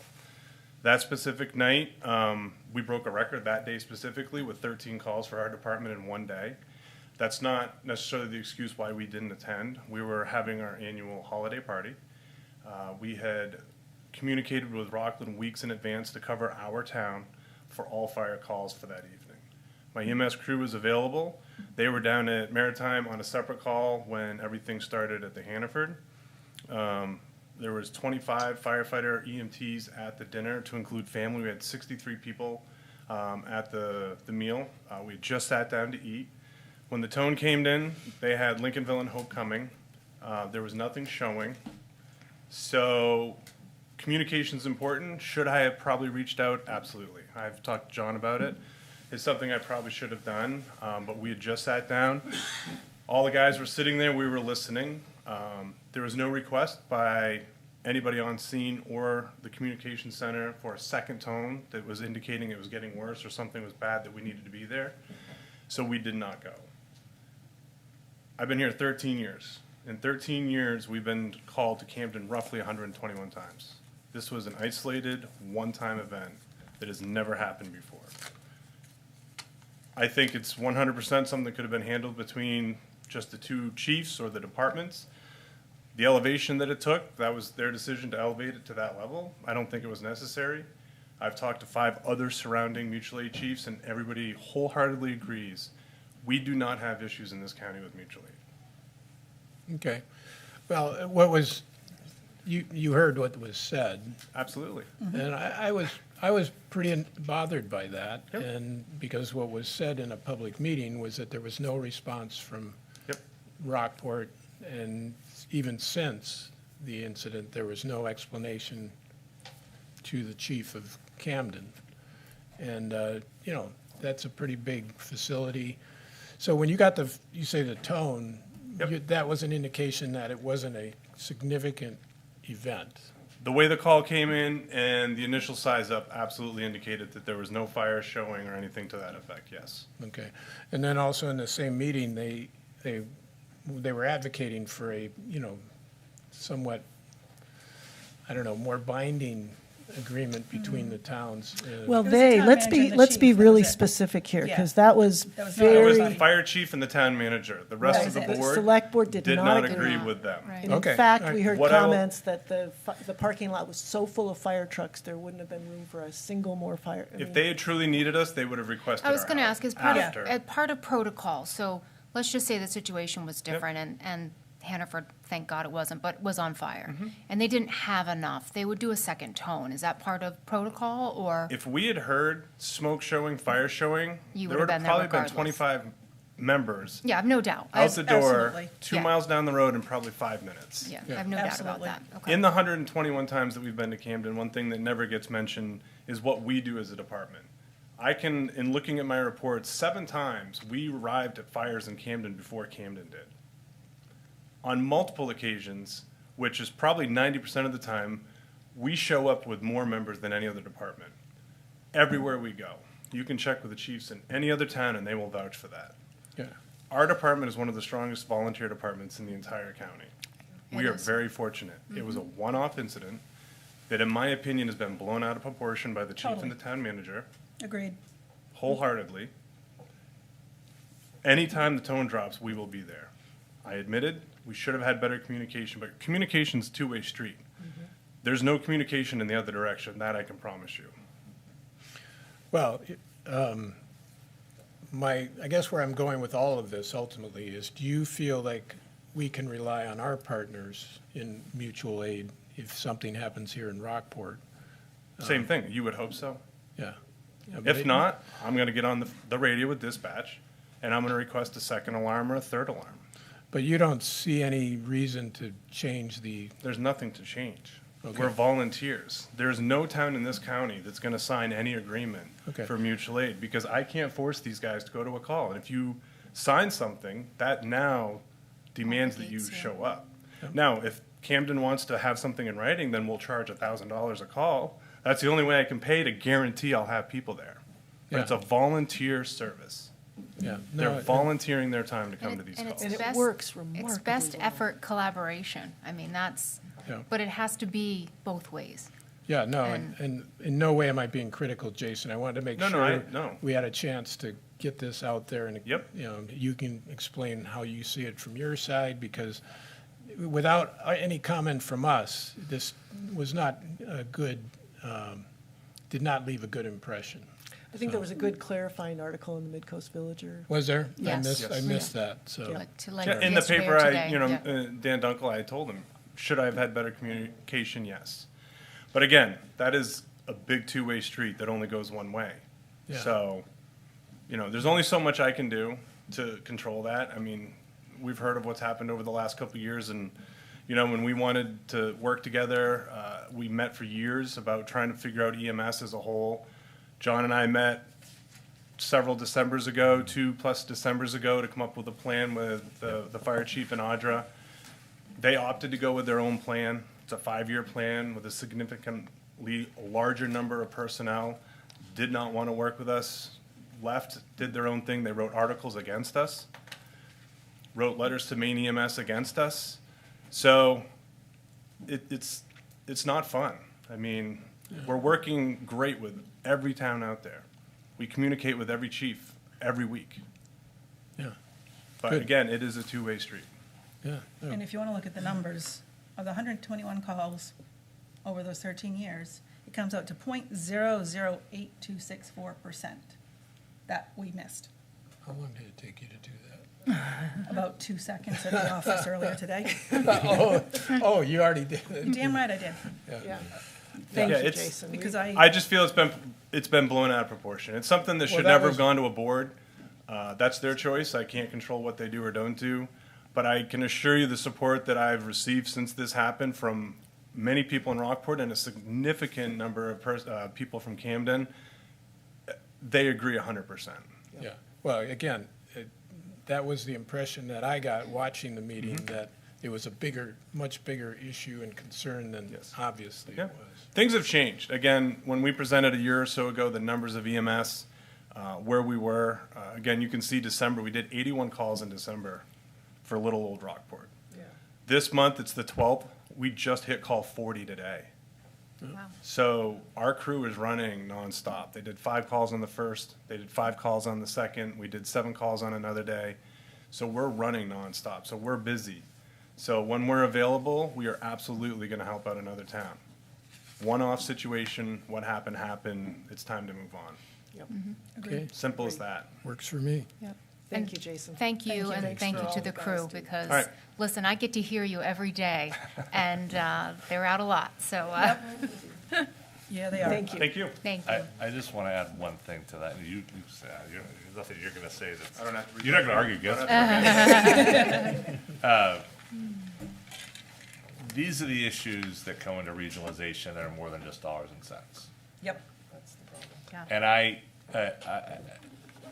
I was sitting we were talking with Clay and the budget committee while this was going on in Camden, and that conversation was going on, and I'm getting texts of, people upset and frustrated, in that circumstance. And as Jason and I have talked about, there's ways that we could have, from our response, could have been better and could have handled that differently.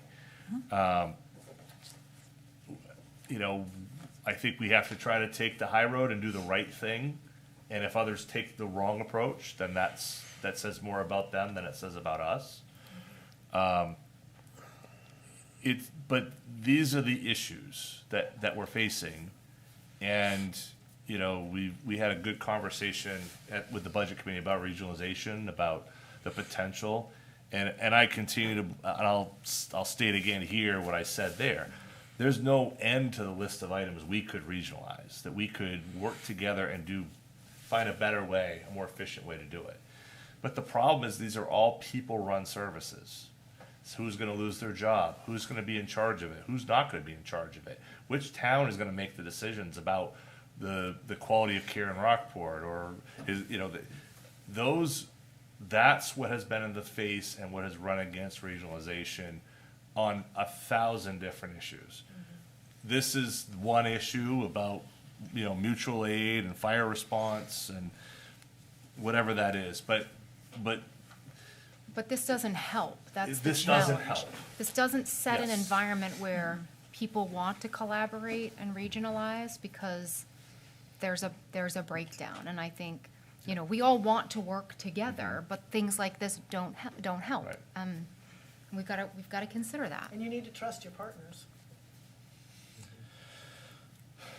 So, in terms of the larger conversation, working with the budget committee, the select board, staff to come up with a list, you know, I think we can do that. We can absolutely say there are ways in which we can do things by working with other towns that might be more efficient or at least we know what we could do together. Would it be more efficient? That's another question. But the issue of how decisions get made is not an insignificant one. You know, we have a Midco Solid Waste, which is a 4-town collaborative to decide how we dispose of waste, our solid waste. But to do that, we had to create a board, we had to create a manager position, we had to have an assistant to the manager position. Like, there's a whole structure that we had to build in 4 towns to manage our dump. That doesn't go without cost. Expense, right. And And then there it may becomes be more expensive. Exactly. Right. There may be some real value in that, but there's also some cost in that we're bearing as part of this process. So it's, these issues come up, there's that issue, but these structures, you know, the comment was made, well, you know, we came up with these lines 200 years ago and we're sort of damned to sort of spend our money by them. And it's kind of silly, but there are different approaches and there are different priorities. You know, if we were to take a vote of who feels what about a certain dam in Camden Harbor, I don't know how this board would vote. But I do know that their community felt a very strong way about that. And so it's just, you can see how towns say, don't tell me how to deal with our bridge. In 1891, we didn't want someone to tell us how to deal with that bridge. And we had to make our own choice for us in Rockport. That doesn't mean we can't work together on schools. It doesn't mean we can't have an assessor who can assess property values in both communities. But you take the successes and you run with them. But it's hard. And I think we just have to recognize that. I think if we all come up with lists and see what does work and what doesn't work, that's the best we can do. But I there's think 5 that of would you- be the work of the task force is to, Yeah. I mean, appreciate that there's a lot of different issues on a lot of levels related to that, but I do think the message still is we just need to keep looking for ways that we can save money. And It's we're- very expensive to run these small towns. Sure is. So, okay. Well, the moment we've all been waiting for, we get to go into wastewater commissioner session. We haven't done that for a little while. That's exciting. Yeah, I think we need a motion to do that, I think we right? do. Okay, do we have a motion to? I will make a motion to exit regular session and enter into wastewater commissioners. Okay. Do we have a second? Second? Okay. All those in favor? Okay, now we're in wastewater commissioner session, and the first item we have is an abatement request by George and Jackie Wheelwright, who've been very patient, waiting here, and probably learning more than they want to know about what's happening in Rockport. Let's see, we've got John, Orion, I have some background on this. What's the best way to? You may want them to go first. just Okay, that do you they're- guys want to come up yeah. and present your abatement and? I just copied a couple of the sheets if you each want to take one to, was a guess. 6. Good job. That's pretty good. 5 plus Hi, 1. everybody, I'm Jackie Wheelwright.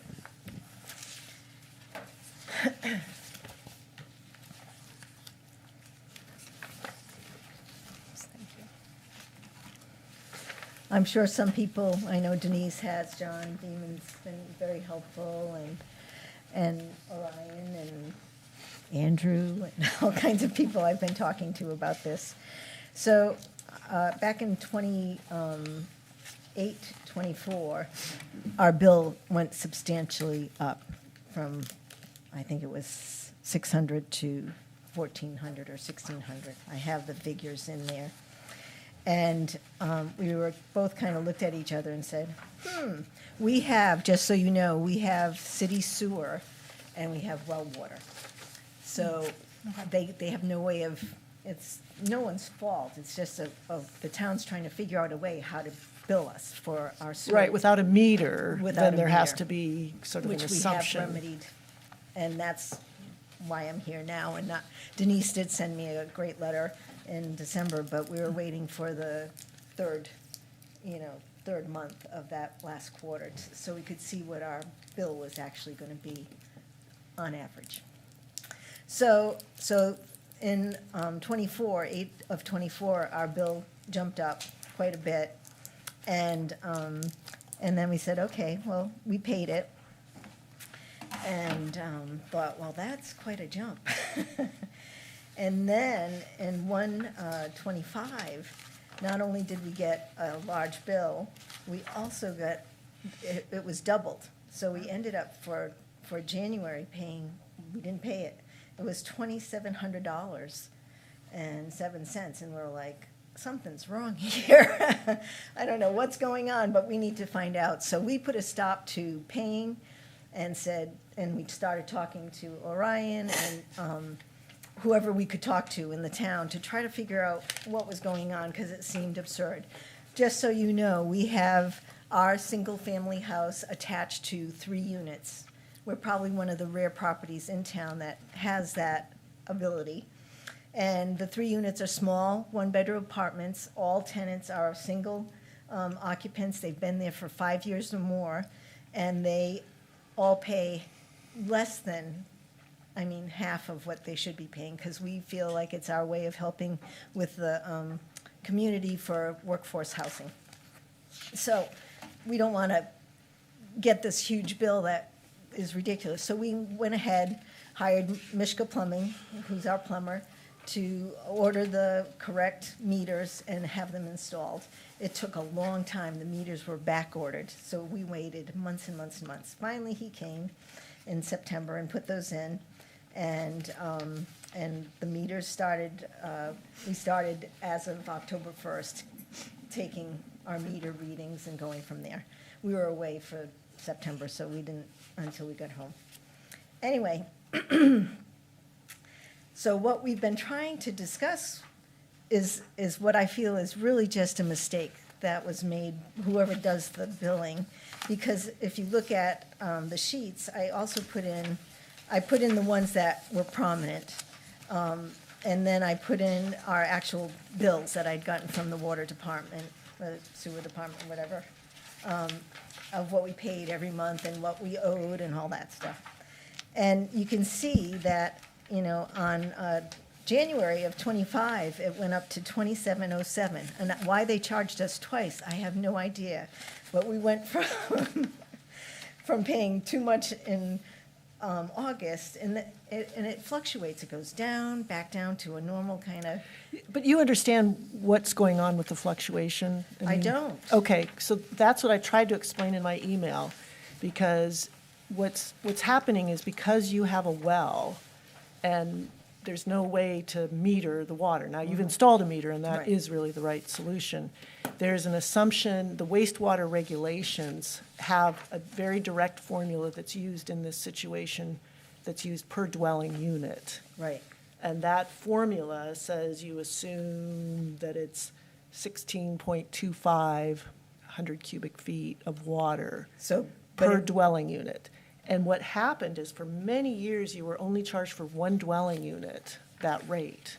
So the $600 range you were paying included your debt service charge for 4 units, $290, and then included for 1 dwelling unit, the rate for the well. You should have been charged for 4 units, but you were only charged for 1. So Maine Water, as they started looking at this in '24, the August of '24 bill, the first high bill you got, and I don't have any defense for Maine Water in Yeah. terms of how they did this, because they had 1 dwelling unit for that, but debt service was 4 dwelling units, or 4 equivalent units. And then they started, there's basically 4 different numbers you get charged. And they've only charged you for 3 of them. If you have 1 dwelling unit, they charge you the $600-ish. Right. If you have 3 dwelling units, which is what happened in November of '24, they charge you for 3 dwelling units, and then that's the $1,000 16, roughly. Yeah, that was. Then what happened, and then if you have 4 dwelling units, you get up to almost $1,400. But what happened in the January 25 billing is they realized that they had underbilled you in October of '24. So they added another dwelling unit in January of So '25. because they made a mistake in. Well, they'd undercharged you. Yes, so they they were made a making it mistake, right, but because- but if you look at it, Denise. No, and it then they went go back from- down. From, they made a mistake, whatever the mistake was. In your favor. In our favor. And that's the point, is for but- many years, it's been very much in your favor. But it hasn't been, because if you look at what we actually spend, and what we put into the sewer system, our bill shouldn't be any more than $600. Well, that's a whole separate issue. You now have a meter, you'll get billed going forward on what your metered rate is. But under the wastewater regulations, we have to treat everybody the same. And there is a specific provision as to how it is dealt with when you But have. it's obviously way Well, we off have no base. idea. I know right now this is what your current use is. We don't know what your use was before the meter was put in. And I appreciate that, in your minds. It's not changed. I Well, mean, it's the I same think people we don't living know there the that. past 5 Under years. the regulations. Well, it's a $1,000 sewer bill, I am sorry to say, or a $1,500 sewer bill in Rockport is not high. I mean, it's ridiculous, and we have worked really hard to bring the sewer rates down. But our sewer rates in Rockport are really expensive. Well, So yes, but paying according $600 a month or $600 a quarter for 4 dwelling units is really cheap. Oh, it's not. Really cheap. It's not cheap if you're looking at the amount of water usage that's actually used. Well, I'm glad that that's going to go down for you with the meter, and that was the point of installing the meters. I just wanted to clarify, and I'm sorry because that's why I emailed you, so I could have had a chance to walk you through it, because when you understand that it's all about the number of dwelling units that are being allocated each quarter, that's the variation we're seeing. And Maine Water, obviously. But then why would they go down? I mean, if you look at the bill. My same all of a question. sudden it was. That's why I'm saying. What was it? And in You got a January, huge- it you got a was huge screaming deal. $2,700, and then it goes down to, Yes. But it's all based on the dwelling June, unit it goes numbers. down to $629. It's like there's no common sense to it. Well, And there they is. It's the dwelling units, and it's the fact, I mean, this is an issue for the town, is that our billing has to be handled by Maine Water, so we don't have any control over it. And so what you guys When I talked to experience- Maine Water, he was totally on. No, you can see the email here. Pam knows. Did you read that? I didn't speak to Pam, I spoke to someone Yeah, else. but Pam and- explained how this had happened It and doesn't what. make any sense. It's, because it's still not making sense, because, Can I just ask a quick question? So they fixed it, if you will. They went back in one of '24 and realized that they had underbilled, and they fixed it. And then in 429 looks about the same. But then my question, which I think is what your question is if we fixed it and we're now at 4 units, why on 730 is it back down to the That's our question, too. 629? And they Okay. had basically been. and the same for Right. October as Yes. well. Right, No. right. So So it's- so it sounds like it, either that or they didn't correct it, and what I don't want you to get is another giant bill, but I can understand why you're confused, it as I just- would be. Absolutely, and when you yeah. look at the usage numbers, that's the column you can see that, I'm not gonna call it consistency, because we have had this issue with Maine Water, not on the well issue, but because this sort of group that is not familiar with our wastewater regulations is handling all our billing, we get into, we're just constant back and forth. You guys are a bit of an outlier in terms of being on the well, having a well, and being on the sewer service. And we don't, I think a lot of your neighbors who are in a similar situation put meters in a long time ago, so they're getting metered, is my understanding from. But you didn't have Andrew. your meters back in July. You just No. got your meters. We just got Okay. our meters. No, so installed here in Maine Water September. tells us, that in October of '24, they charge you for 3 dwellings. So if you look at the 487, when you look under usage, that's where you can see the number of So I understand dwelling what you're units. saying, Denise. I don't mean to interrupt. Yeah. It's been a long night. It's Yeah, I know, almost and I'm my really sorry we bedtime. didn't get to till this point. So all of the us. point of all of this for me is that there's a charge now that we're supposed to be responsible for over $6,000. That's a lot of money for a sewer that we haven't utilized. And the reason we haven't utilized it because you had a formula that was wrong. And it was wrong because we now have the meters that show how little we use. Well, I can't argue, I mean, what we have now put in our wastewater regulations, which we're gonna rule on after this, is we're just gonna require a meter on all wells. And that's fine. And But- that's what but you've at the- done. But we have a system where everybody, all this billing is done to support, everybody's one group in this, and we have costs that the sewer service incurs, that we all pay our share of. We are not obviously gonna go back and request back pay, because you've been underbilled according to our wastewater regulations.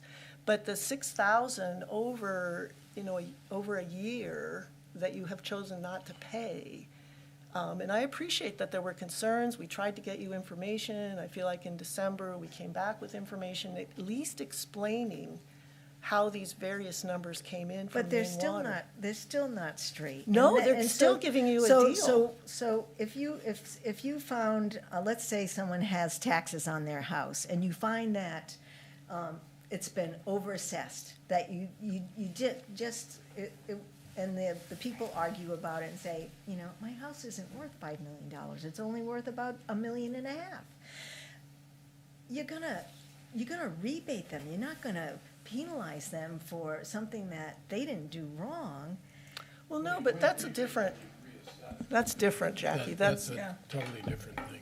we have sewer regulations, they say this is what you pay, you have this usage of 162 per dwelling unit. But it's wrong. Well, nobody said it's right or wrong, it's what you're assessed. It's not, nobody in the wastewater regulations, they're not trying to say, we have determined that at some level, this is completely reflective of what absolutely every unit out there would ever use. We don't know in anybody's household what level of water usage they have. This is the number that the wastewater commissioners and the folks who put together the wastewater regulations came up with for a number that represents water usage over a quarter for one dwelling unit, the 162. And because you have 4 dwelling units, then your usage would be, which, under here is the 650, which, was only charged 1 month. And then, they sort of have been up and down, but always less. You have never, other than the 1 month, the 1 quarter, you've never paid really what would have been the way that the correct charge under the wastewater regulations. But it's not the correct charge. Well, It's- but it is the correct charge. You now have a meter, and you're gonna be charged according to the meter. Prior to installing the meter, the correct charge for you was this provision in the But I wastewater think it should be, regulations. we are an anomaly. Our house is unusual, that we're a city sewer and Well, that we're well water and that we're 4 units. Right, and we But- have a provision but- for but- that. But there's a part of me that's looking at this saying, well, this should be changed for all people's sake, not just ours. But all people shouldn't be paying this kind of money. Our rents would have to double to cover these kind of things. And that means that these workforce people that we're trying to subsidize. Totally understand, and we So- are but- dealing with But can't this on this other. formula be recognized as being faulty and that it doesn't work? As I've indicated, the wastewater regulations, which when this abatement request, when we're done with this on the agenda, the next thing is to approve our new wastewater regulations, which now will just simply require a meter for well water. There won't be a formula, it'll just be a meter. So, Well, and that's a good solution. That's a good And we have solution, the and you and guys we figured have out what the that right there. solution for you But in was. the- But in you the have meantime- past due bills that are accurate, and if anything, they favor you. Yes, according to the wastewater regulations, you have paid less than many of your fellow townspeople have been paying for sewer because of Maine Water's mistake. And like I say, we're not gonna go after you guys for the past stuff that wasn't accurately billed. But that's why. And it turns out it was more accurate than ever, because that's almost exactly Well, what but our how a meter, water and what you're usage comes using in a to. given quarter can really fluctuate. How many guests people have, there's nothing, but that's why you have a meter. Now Yeah. there'll be an And- accurate And there's number. this whole thing of, units. I have 4 units. I have 5 people living totally in the 4 units. I have 5 bedrooms totally in the 4 units. I know people, I'm in real estate, I have people who have houses with 5, 6, 7 bedrooms, and they don't pay nearly what I have to pay because I have 3 separate units. That's ridiculous. All of that needs to change somehow because you're penalizing us as landlords. We're not making money hand over fist renting this house. No, we appreciate that, and I could bulldoze it down, and it would not matter to me, quite frankly, because we spend so much money taking care of it. Yeah. But if you're getting penalized for being a landlord, there's something wrong with that picture. And I don't know, how many bedrooms do you have in your condo? Or, it's like, why, there's something about that. Well, I have a outlook. meter, so I pay what we use, and now you have a meter, and you're gonna pay what you use. And the only issue is what is owed in the past. And what is owed in the past is significantly less than it should have been because of Maine Water's mistakes. But that's a benefit to you, and then we just Boy, need do to we clear. look at that way differently, because I don't see it, I just see it as Maine Water made a mistake. And they. In your favor. No, not in our favor, because the formula that they use is wrong. And Well, the it's our formula is formula. from our ordinance, Jackie. Well, We, it's- we created the formula. so it's wrong. Well, it's unfair in your mind, but I wasn't there when they came up with the formula, so I don't know where it came from, but Well- it is the formula. And it's, it's designed, I think the intent of an unusually high rate for people that are not on both water and sewer is to essentially incentivize them to, get onto the main water, onto the water as well as the sewer. We can't. Because there's no They other can't- way without a They meter. tried digging. Yeah. Or to meter, and now we've made it mandatory that you have to have a meter for those people that are in that, because we saw how inequitable it was. Well, there you go. It was inequitable. Yeah. Well, depending on water use. I mean, I think it was to capture potentially the higher amount you would use, because again, we're all in the system together, and anybody who's not paying their share, somebody else is paying more than their share. And it's just a way that we have to, I If the think system everybody should be works. paying for what they use. well, and that's what will happen now in your case. You'll be paying for what you use, which And it'll is, be happening everywhere now. yes, and now all the new, Assuming we approve the ordinance yeah, changes. I'm assuming we Yeah. approve the regulations. All right, anything Um, else or So I guess Jackie raises a good point about, the fault here is with Maine Water. for the underbilling? Right.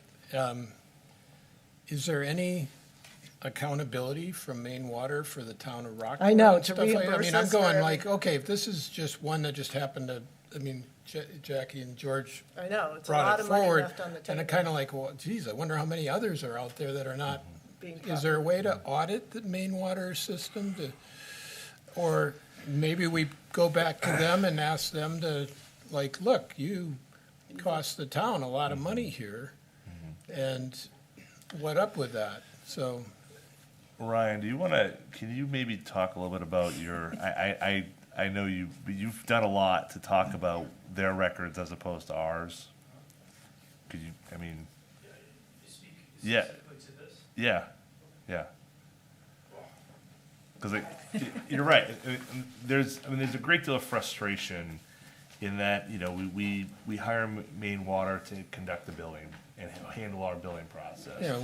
what do we have in the way of assurance? This isn't very reassuring to me. We No, this is a also lot of handle the lien process. So the actual, accountability for those who don't pay or what have you is reliant upon a process that we don't manage. And so I think they are responsive to our questions and our concerns, but we don't have access to their system. We can't necessarily see what they see. And so it's a very convoluted relationship.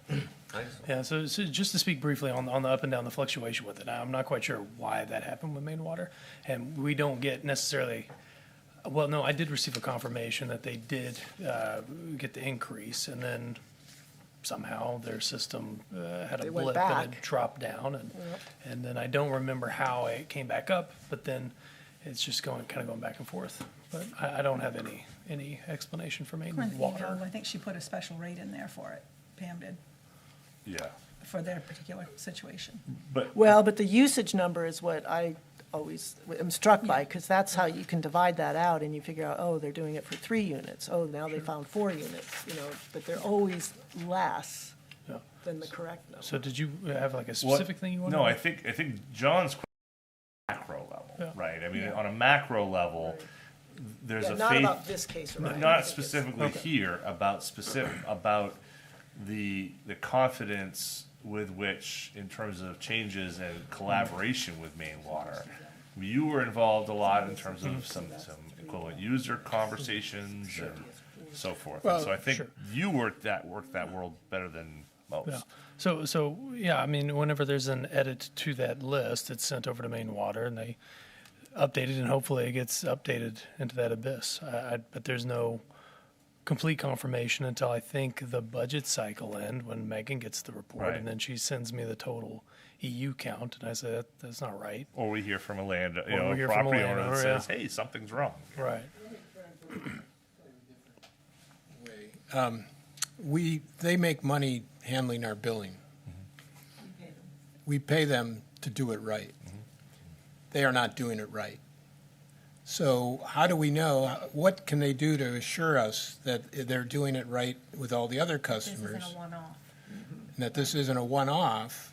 Can we ask them to, can we demand an audit of, that they cover the cost of, not us? It's their mistake. Well, Because I'm just looking at this going, how many years has this been going on? And, this is not insignificant amount of money. 2017. Yeah. This goes way back. Yeah. This is just one Right. customer. Right. This is one customer, right.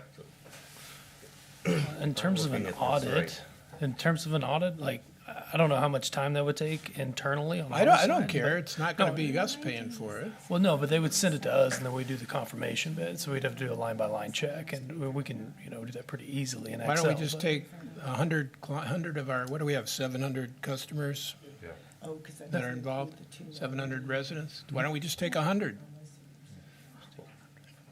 See what we find. I mean, do 50. that, yep. Pick 50. I don't know, but Like a I want to random make sure audit. I'm understanding the Kind of a random basics. audit. yeah, a random audit. I mean, that's what you would do if you were in. It looks like for many years, they were charging a standard usage number of 162.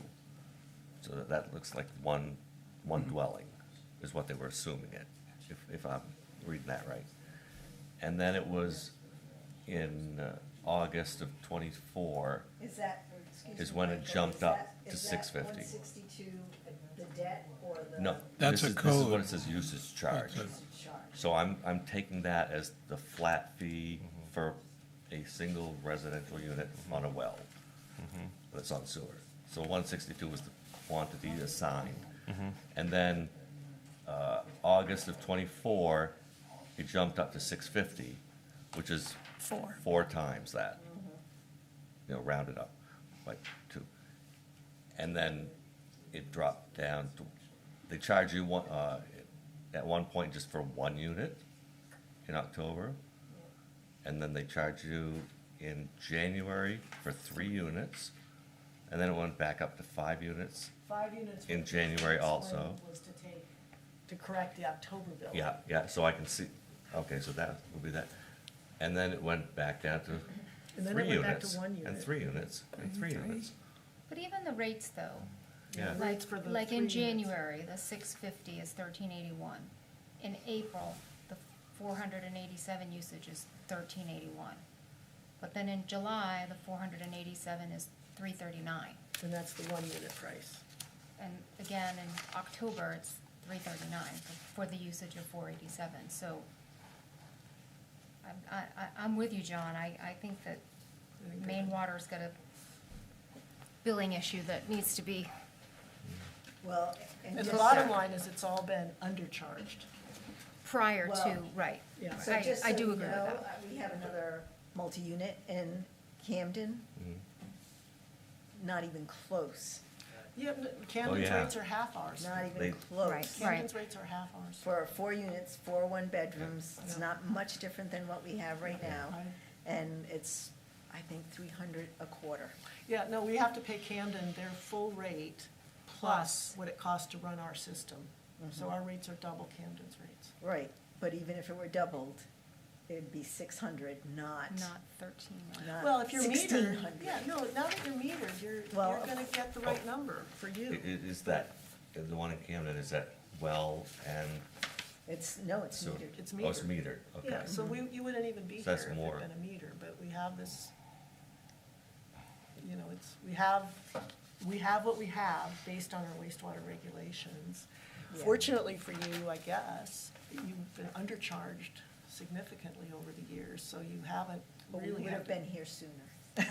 Well, I think that's probably Yeah, right, or you would yeah. put a meter in I mean, we sooner would if have been you'd here actually sooner been- because so it's once you- just, we have a house to compare it to. And and we know Camden's a lot more affordable, but still, $300 to $1,600? It's like insane. That's insane.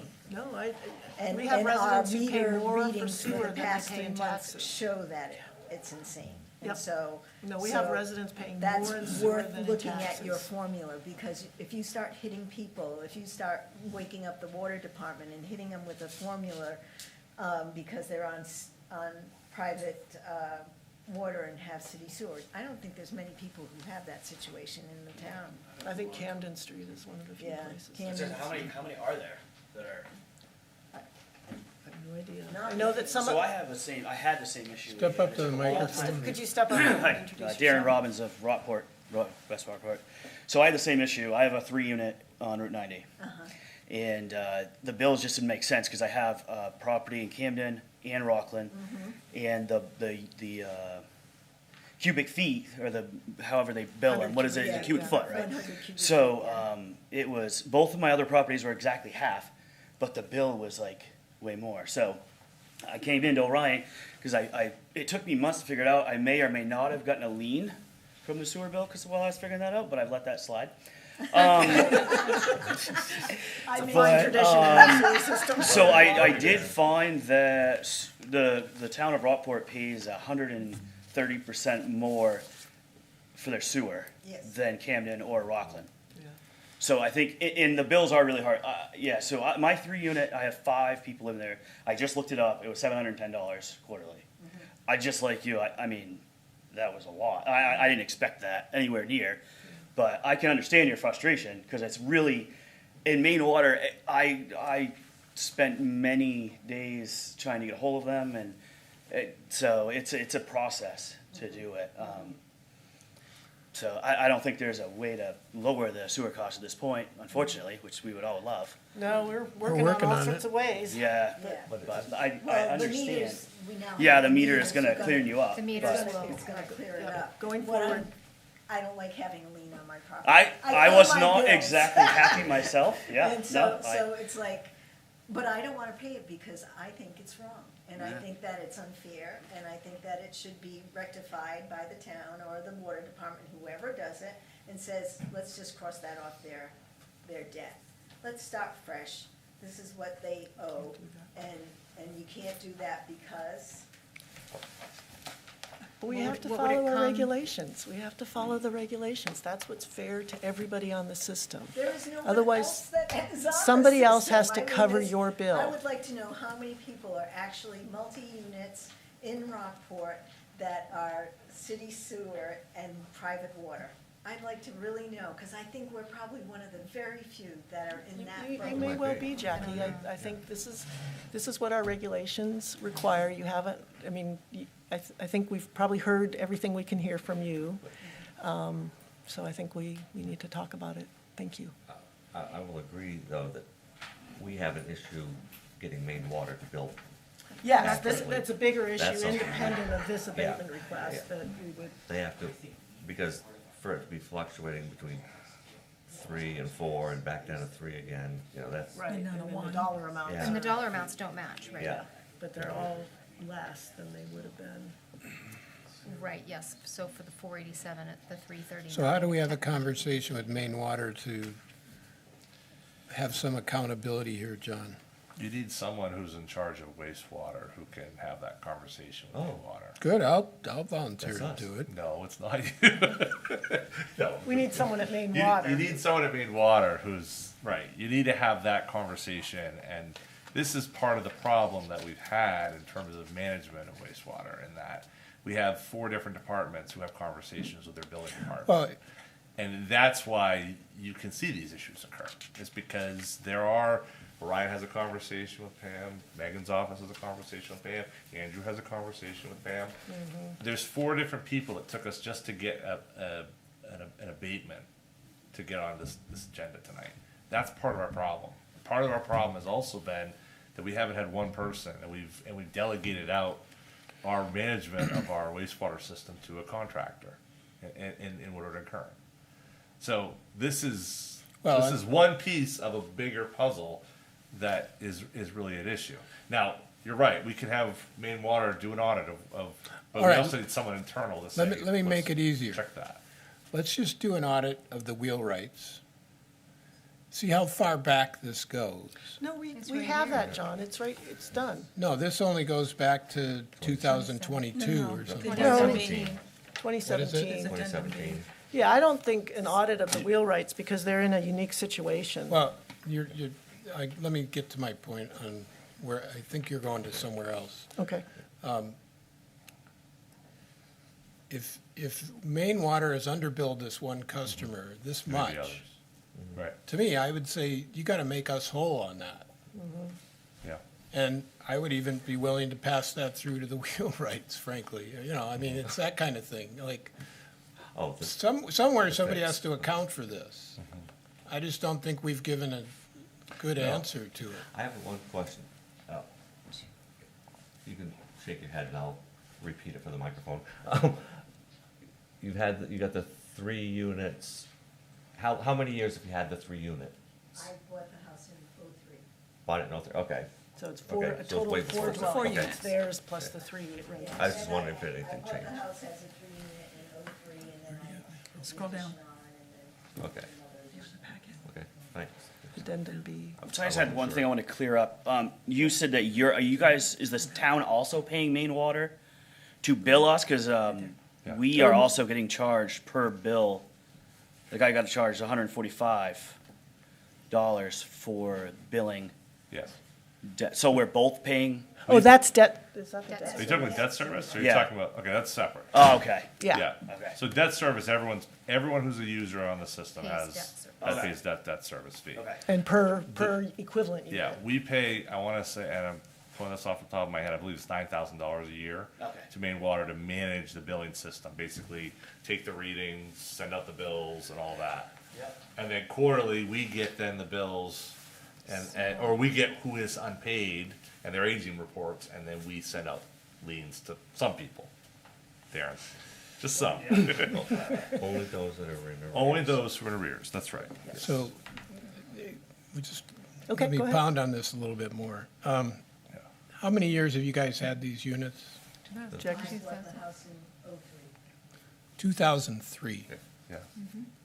I know, it's a lot of, That's- well, At that time, it was 3 units, and then I put. Well, in- Right, but, you know, like I say, you could just take this one account, and it would be worth it for the town to demand an audit and hold Maine Water, and you'd make our point, to clean up their act, frankly. Yeah. I mean, certainly when you look at the billing history of the last, Well, look at, from 2017, there's Right. 23 instances Right. where it's it pretty much technically been would a have been under, consistent. there's, 162. and 4 that probably were billed maybe correctly. Only in recent time, though. Right, I'm- since but 2017, right. yeah, in the last 9 years. Right. I'm going, you Or know, whatever. yeah, Right. if What you year? go back, I think back to 2008, it's just the 1 unit. but What they've what got the triggers? records, you can look at it, they've I got the know. records. We can't see it here, but No. And If- they're charging for 4 units on debt service, so that was the piece. If there's a property in town that gets purchased, whatever, by someone, it's just a single-family home, but they end up converting it into triplex, same building, triplex. How does Maine Water Well, know what triggers them to know, oh, now it's It 3 doesn't units, not matter 4? if they're I'm on, just- if they're on main, if they're actually getting water service from main water, they have a meter. Well, I mean, for sewer. For sewer only is what I'm. I know, talking but about, if yeah. they're, it's only if they have a well Right. that it matters. Right, So right. the- But in that case, Yeah. if we have a property that's on a well and they're on sewer, but they convert their building from a single-family home to a triplex, Yep. what triggers the billing company to know, oh, it's 3 units now? Right, this is my point. Yeah. The code officer is the one, through Orion's office, is contacting Maine Water about this. So you They got have a building three- permit You have and 3 they- and they points. changed now? Right, you have Okay. 3 points where that can fail. Okay. In something that should be a fairly straightforward building permit, boom, straight over. Once the This is, occupancy is right, this is a big issue. Okay, That, this might be just one piece of a larger puzzle. All I'm saying is that the town of Rockport has done itself a disservice in how it's put itself in managing its collection system at this point. Yes. The system has grown. The ordinance has now changed to reflect it. The rules in maybe a few minutes will change to reflect what the new ordinance says. But the day-to-day management is still, and I hope this will change in the very near future. We still have 3 different people in the Yes. town office who have some piece Right. of the sewers. And a work. 4th person who's the person who sends out the liens. Yes. And a 5th person who signs the liens, which is Right. me. And a That's 6th not efficient. entity that's out there doing the repairs Yes. on the system and operating the system. So that's in our short term, we've got some plans, but we're Yes. not there tonight. We're bearing our souls here tonight. It's, Well, I mean, that's what town government does. They Yeah. look for what's not working and figure out ways to do it better and more efficiently and all of that. Okay, any discussion? I Well, mean, are we gonna do anything about this? or- yeah, no, we need to take a Oh, vote we on have the to vote on abatement it, yeah. request. No, but are we gonna do anything about accountability for Maine Water? And do we have? Well, any- let's Right, find we out are. some more information, John. I think you've raised the question. Okay. We'll, it's, I mean, I know Rick Knowlton, he used to be the Yep. president of Maine Water. Yep. I'm happy to ask him more about it, but. right. Yes. We have the right people to talk to about that. I think the issue is we still need to do better on our end in managing this. Because Yes. even if we find the problem, we need to make Yes. sure the next person doesn't happen in their. Right, because it would have been, I- somebody paying attention would have noticed Right, what gives. yeah. That's what Jackie worries paid me, attention. you know? When you get a When bill it's like your that. bill. Right. Yeah, when you get Right. the correct Right. bill, all of a sudden it's like, holy cow. And that's not good enough. That's not a good enough answer. I mean, I appreciate you've been very patient and thank you for all that, but we should have a better answer from this than what you've had to go through in this, you know? It's Yeah. not right.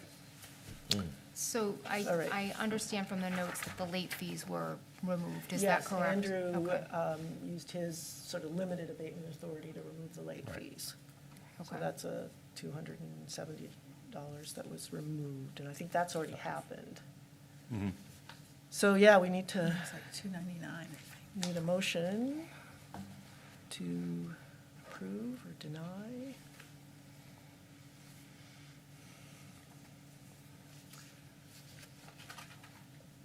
Well, are we saying as wastewater commissioners, we don't have the authority to change, to adjust what they currently owe the town?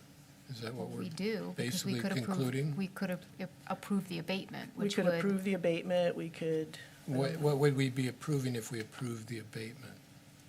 Because the abatement is, well, let's see. $4,645.24. Yeah, we'd basically be getting rid of all the charges that reflect the 4-dwelling unit. It's on the third handwritten page for the total. We'd basically be sort of agreeing with what Maine Water did, which is, we might think of it as underbilling if we granted the abatement request. We wouldn't collect anything that was owed to the town of Rockport's sewer as a result of this being a 4-dwelling unit structure. which it totals roughly about $4,000. Here. Okay, that's That's Jackie's- the appeal request. Jackie's right. accounting of it. Yep. Right, but that's the actual appeal request. Well, I'll make a motion to approve the abatement for 4,000. So you want to grant the abatement? I would. I think this thing is a mess. And Okay, so other sewer users are going to pay that difference. That has to be made up by other sewer users.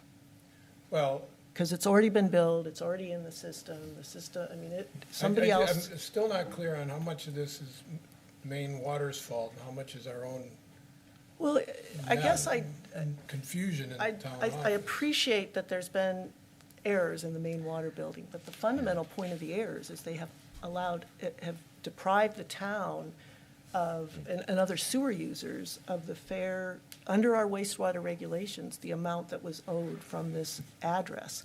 So to grant the abatement is to sort of further the errors that were committed by Maine Water. Because if you grant the abatement, you're saying we should never have charged them for more than one dwelling unit the whole time, instead of the error that was made is that they weren't charged.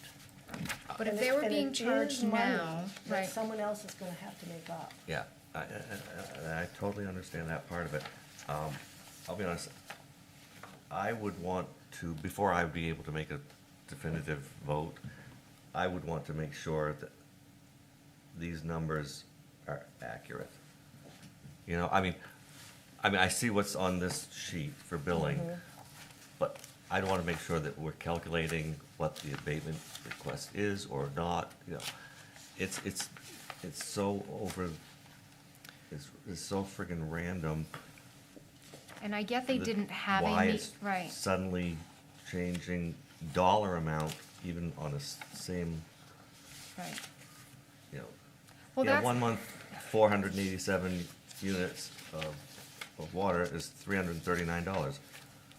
The Right, month so before that's a- there is that's a 13. one- that's a one But it's dwelling unit bill. 1,300 the month before. Right, because then they're being billed for three. I mean, it's just, no doubt that it's, well, it's, but in actual, so now that we have a meter, we know that it should be around 672.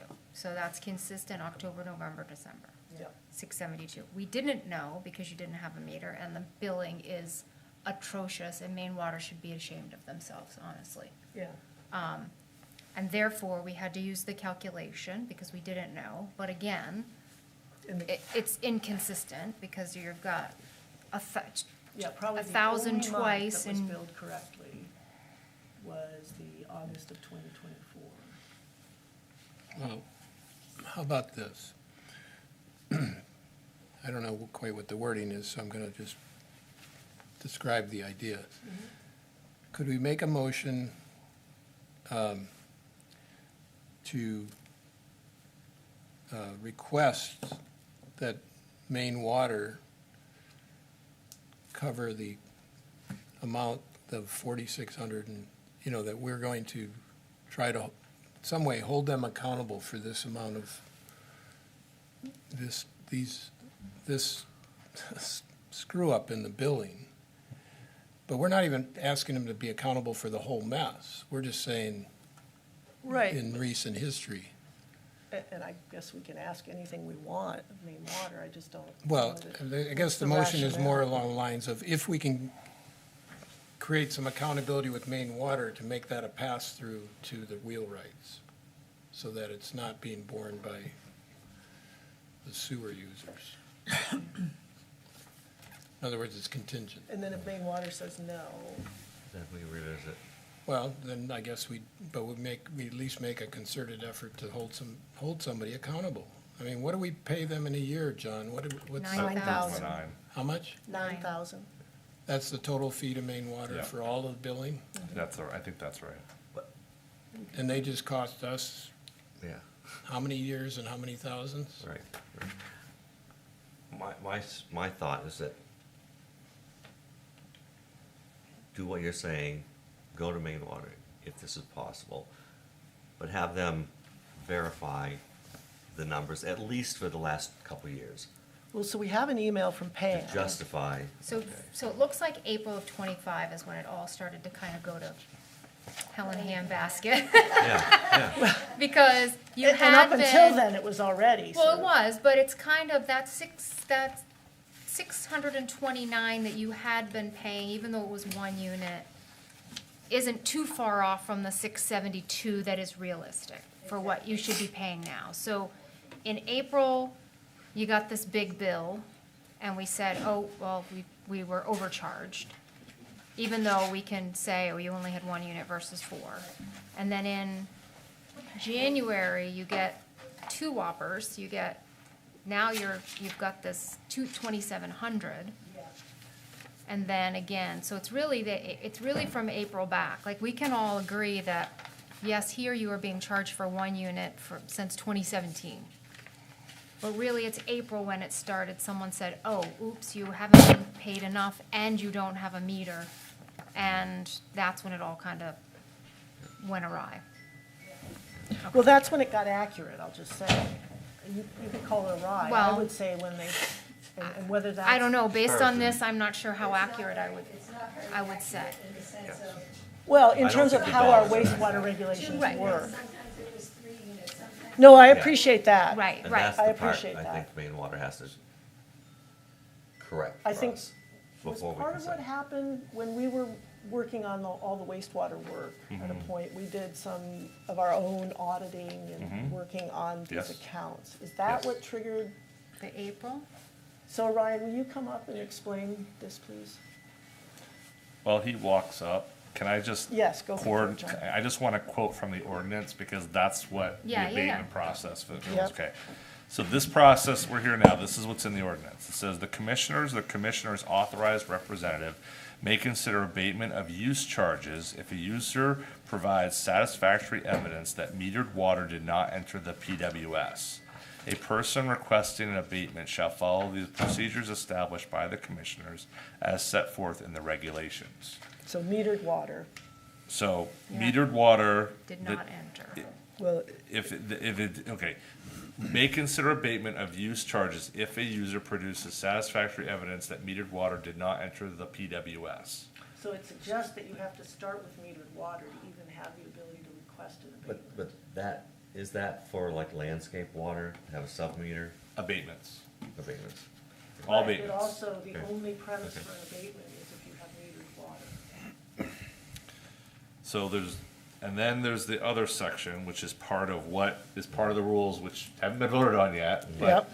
if you act that as your operating rules, pursuant to the wastewater ordinance, the commissioners or commissioners authorized representative may consider an abatement of use charges if a user produces satisfactory evidence that metered water did not enter the PWS. A person requesting abatement shall submit an abatement request form issued by the town. Minor abatements for sewer waste usage fees may be approved at the discretion of the LPI with a limit of $300.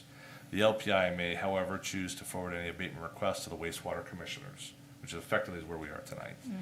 Major wastewater abatements supported by evidence and a statement from the LPI will be addressed by the wastewater commissioners. All abatements cannot be received as refunds, they will be entered as credits to the user's account. So just to give a sense of Thank you. sort of Well, but sandbox. yes, and I appreciate that. I'm interested in that metered charge language, because we're not talking about a metered Right, charge here. right. It almost suggests that if you're in the unmetered world, there's no abatement authority. Or you could look at it and say that a metered is, now that we have the meters, that we have this proof to say that we didn't put that much into the sewer system, and.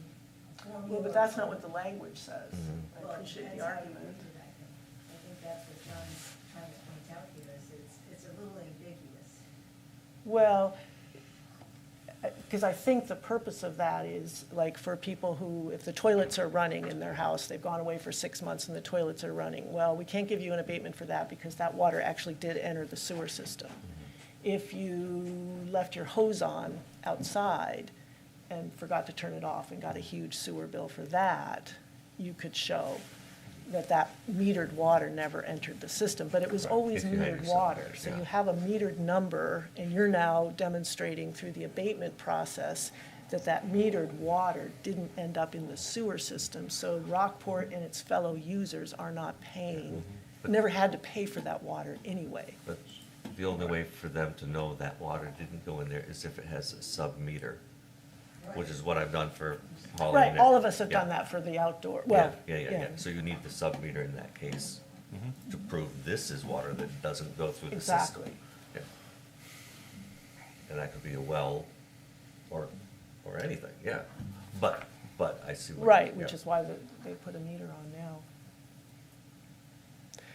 Well, I'm concerned that we don't have some of the right, like, without Andrew here to really help us, I mean, we're sort of muddled, we're trying to do somebody else's job to sort through this and get questions. I guess, Orion, why don't you talk to? Okay. You've been standing very patiently, and I got all wrapped up over here and forgot that it's getting late. So the change came about, so when we did our Route 1 extension, if you can remember that sewer line extension, we were adding the equivalent users to it, and then on either end of it, we found some discrepancies, and then it came into question of when was the last time the town ever did an audit on just the EU counts? Turns out it hadn't really been done, just information been entered into it, learned a lot about how Scott, the local plumbing inspector at the time, did it and how he interacted with Maine Water.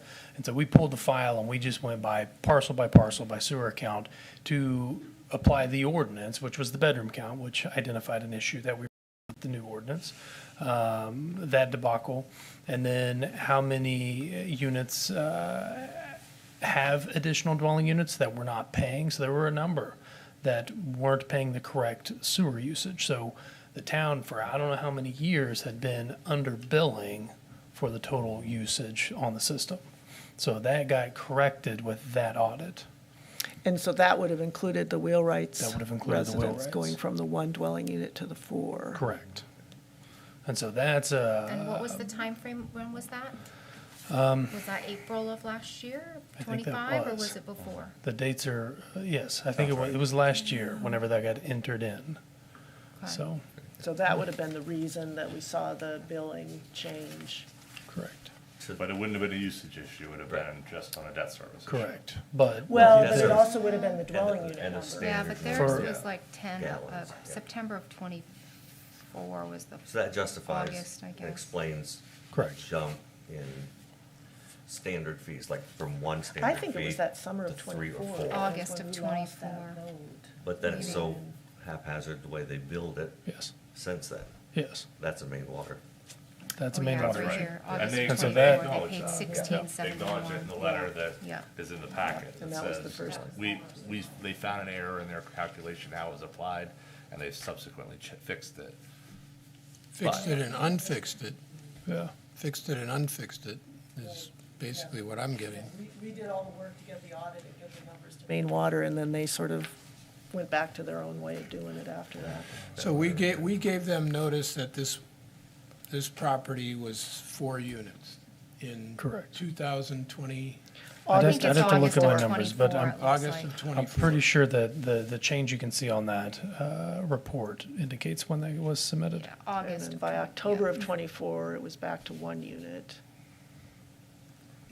And then in January of '25, there were 2 bills. One was for 4 units, and then they got billed for the missing Right. units in the October bill, Correct. because they realized they'd made a mistake, and they went back and captured it. And the January '25 billing, the 2 bills together made us whole with the formula. And then after that, they went back to the 1 units. I guess April of '25 was still. So we're basically paying Maine Water, or Well, Maine Water's already been paid. Just because the wheelwrights haven't paid us doesn't mean Because we Maine pay, Water. we have to pay, pay we these have to pay bills, them, right? right. The They town- Right. pay Maine Water. And Okay. then, So we don't have to make up. right, So the Maine checks are Water's. written to Maine Water, Okay. Right. yeah, So And right what now. we pay is what the fee for them to bill. right. Okay, manage so that. right now, Maine Water is So the who one pays that's for our sewer owed. system when we don't get all our billings in? Because we have costs that have to be, Well, We have to eat we haven't had something. that issue, thankfully, but Okay. they, we get enough from our various sewer Right. users. yes. So That this, hasn't so been. this 4,000 that the wheelwrights have in their name is technically owed to Maine Water. Right. Maine Water's holding the debt for that. They're, right, they collect on our behalf. And then they distribute to us. Yeah. The time when, I mean, I couldn't tell exactly when the wire comes over, but yeah, that's the process. And I think the letter, the email from December 5th from Pam to Megan it does reflect, particularly the part that's highlighted in yellow, reflects where that process, where the errors came and where they were seen and where they were repaired. Right, but without any acknowledgement that then they went back to the old. Right. I In just think it's December of remarkable 25. that Maine Water could write a letter like that and not expect to have any accountability for it. I mean, it's just ridiculous. What am I missing here? I don't think you're wrong. I don't think you're wrong. I think there's also. I mean, they're openly conceding that they screwed up. Yes. And like, oops, you know, And they're still sorry, screwing guys. up. Huh? And they were still screwing up And as they, of. yeah, and then they continued as to of screw October, up even right. after that. Well, this is December 25. This email's written December 25. That's not. Yeah, but July of 25 is one dwelling unit they were charged for. Right, I'm saying that's the acknowledgement from this email, From December Pam, 5, right. 25. Right. Is the acknowledgement that errors were made and from her perspective as the revenue services manager is that they are fixed as of now. Right. And where the errors came in and why they shouldn't have been done as they were. So I'm not saying you're not wrong. I'm not saying you're wrong, John, because I think there are concerns, but I think this email is the one that sort of shows that things are as they are as of today. It explains the problem. It also explains who's at fault, and they're clearly taking the credit for that. So it would seem logical to, okay, what are you gonna do to make us whole on that? I would suggest, I'd like to table this, because I think we're just spinning, and let's get, when Andrew's here, it'll be a continuation. I know you guys have had a long night, but I think it's best at this point to just try to gather some more information, get our heads around it more. So we'll continue it to our next meeting. Everybody okay with that? Yes. Well, I know it doesn't help with the fact that you still have this giant bill, but I'd like us to at least have all of the details and. And what our options And are. see what our options are, right? I Yeah. mean, maybe we can get Maine Water to lean in on something, I don't know, maybe Like not. lean. Yeah, L-I-E-N not or that lean, L-E-A-N? right, but lean in on something, I don't know, but I would like to at least see what the options are, because Yeah. I wouldn't want that bill either, so. Okay. So we'll table that. Thank you. Do we need to make a motion for that? I don't think we do we? Need to make a motion to Do we need table make a motion to it? table it till next meeting? Let's do it Yeah. just in Okay. case. We should. I'll All make a right. motion that we table the wheelwright abatement to our next meeting. Okay. Second. Michelle, Kim. All those in favor? Okay, 5-0.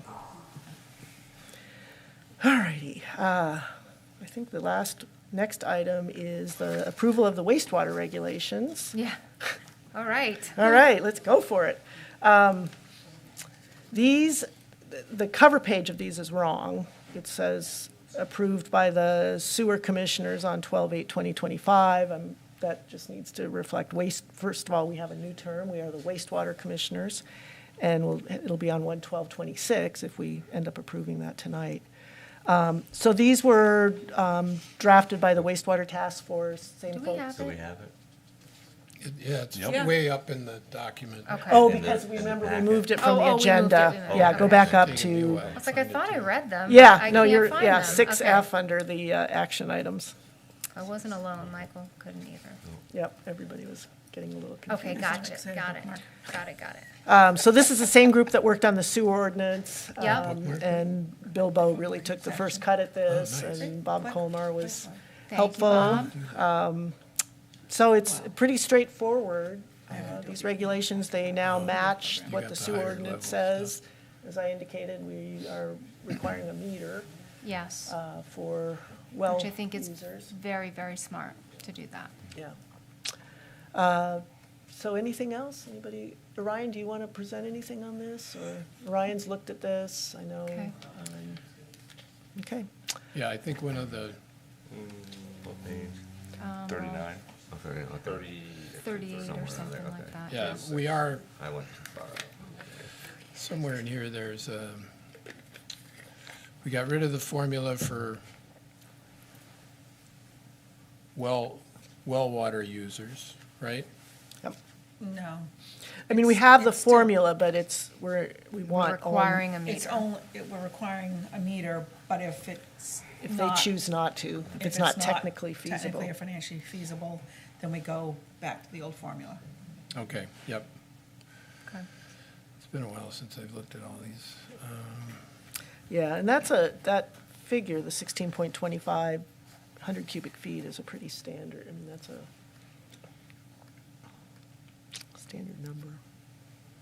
Okay.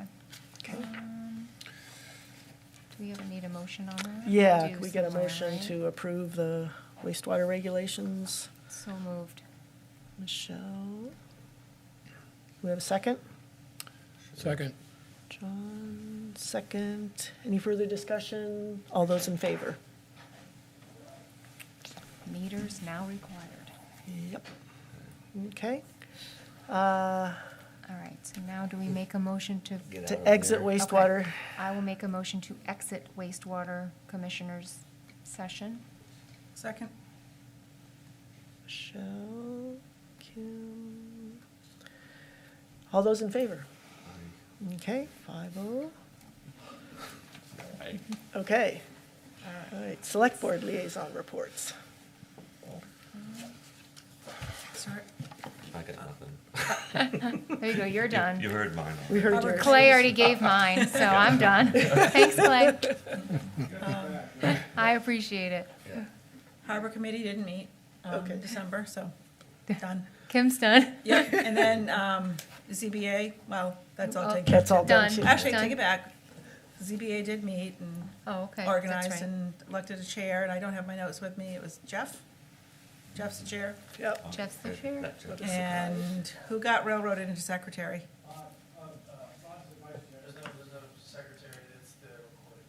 Recordings, Oh. okay. Vice chair, Okay, vice chairs. Bob. Vice chair?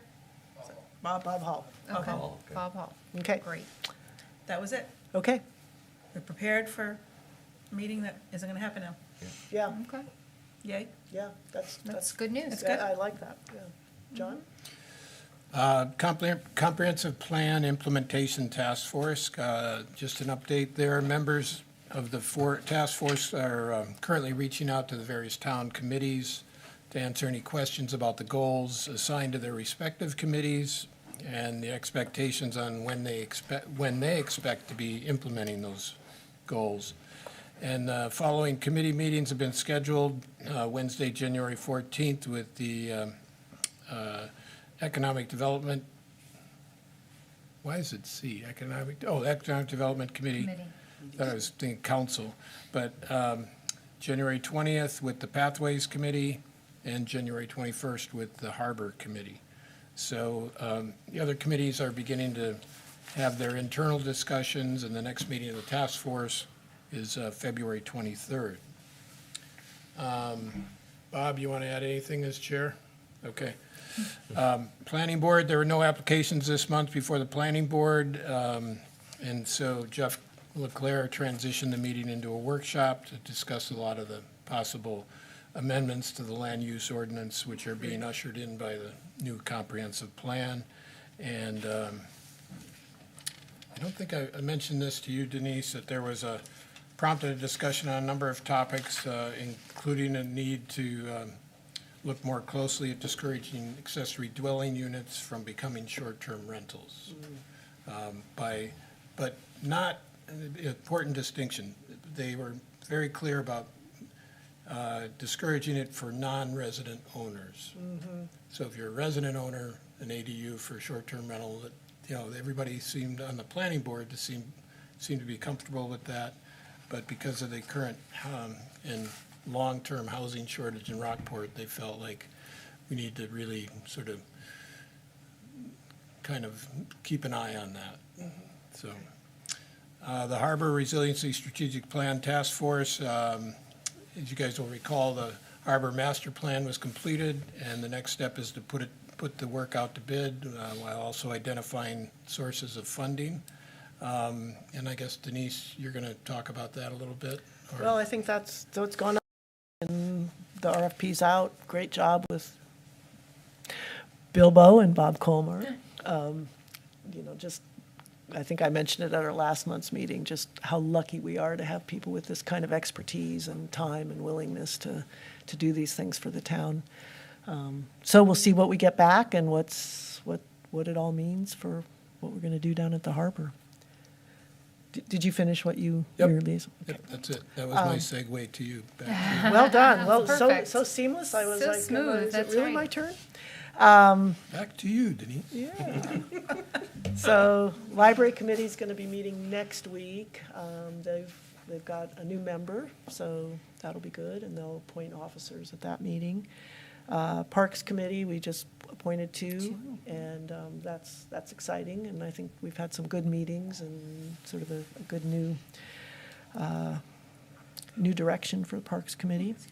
And then Midcoast Internet Development Corporation, we've now have fiber's going to be built into the village. In addition to the current fiber line going through downtown, we had an event over at the library on Saturday with the Axiom folks there, and we probably had 25 people show up to that. We've already had 40, before that meeting, 42 people all signed up for the new service, and a number of people at that meeting also signed We'd like up. it out on Route 90, please. Well, and that's the goal for anybody watching this, is money will get plowed back into Rockport, and the expansion of that service, the more people who take it in the current service area. So even for people who are sort of analyzing the costs, I mean, it's phenomenally affordable. It's $50 a month for 1 gig over 1 gig, which is 1,000 megabytes. So, Yeah. And that's upload, download speed.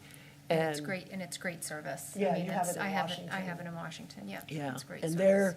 they're just very Maine-centric kind of company. They love working with local communities. For the sort of service calls, they usually find people in the community who they put on contract to be the people who respond, so you get quick response.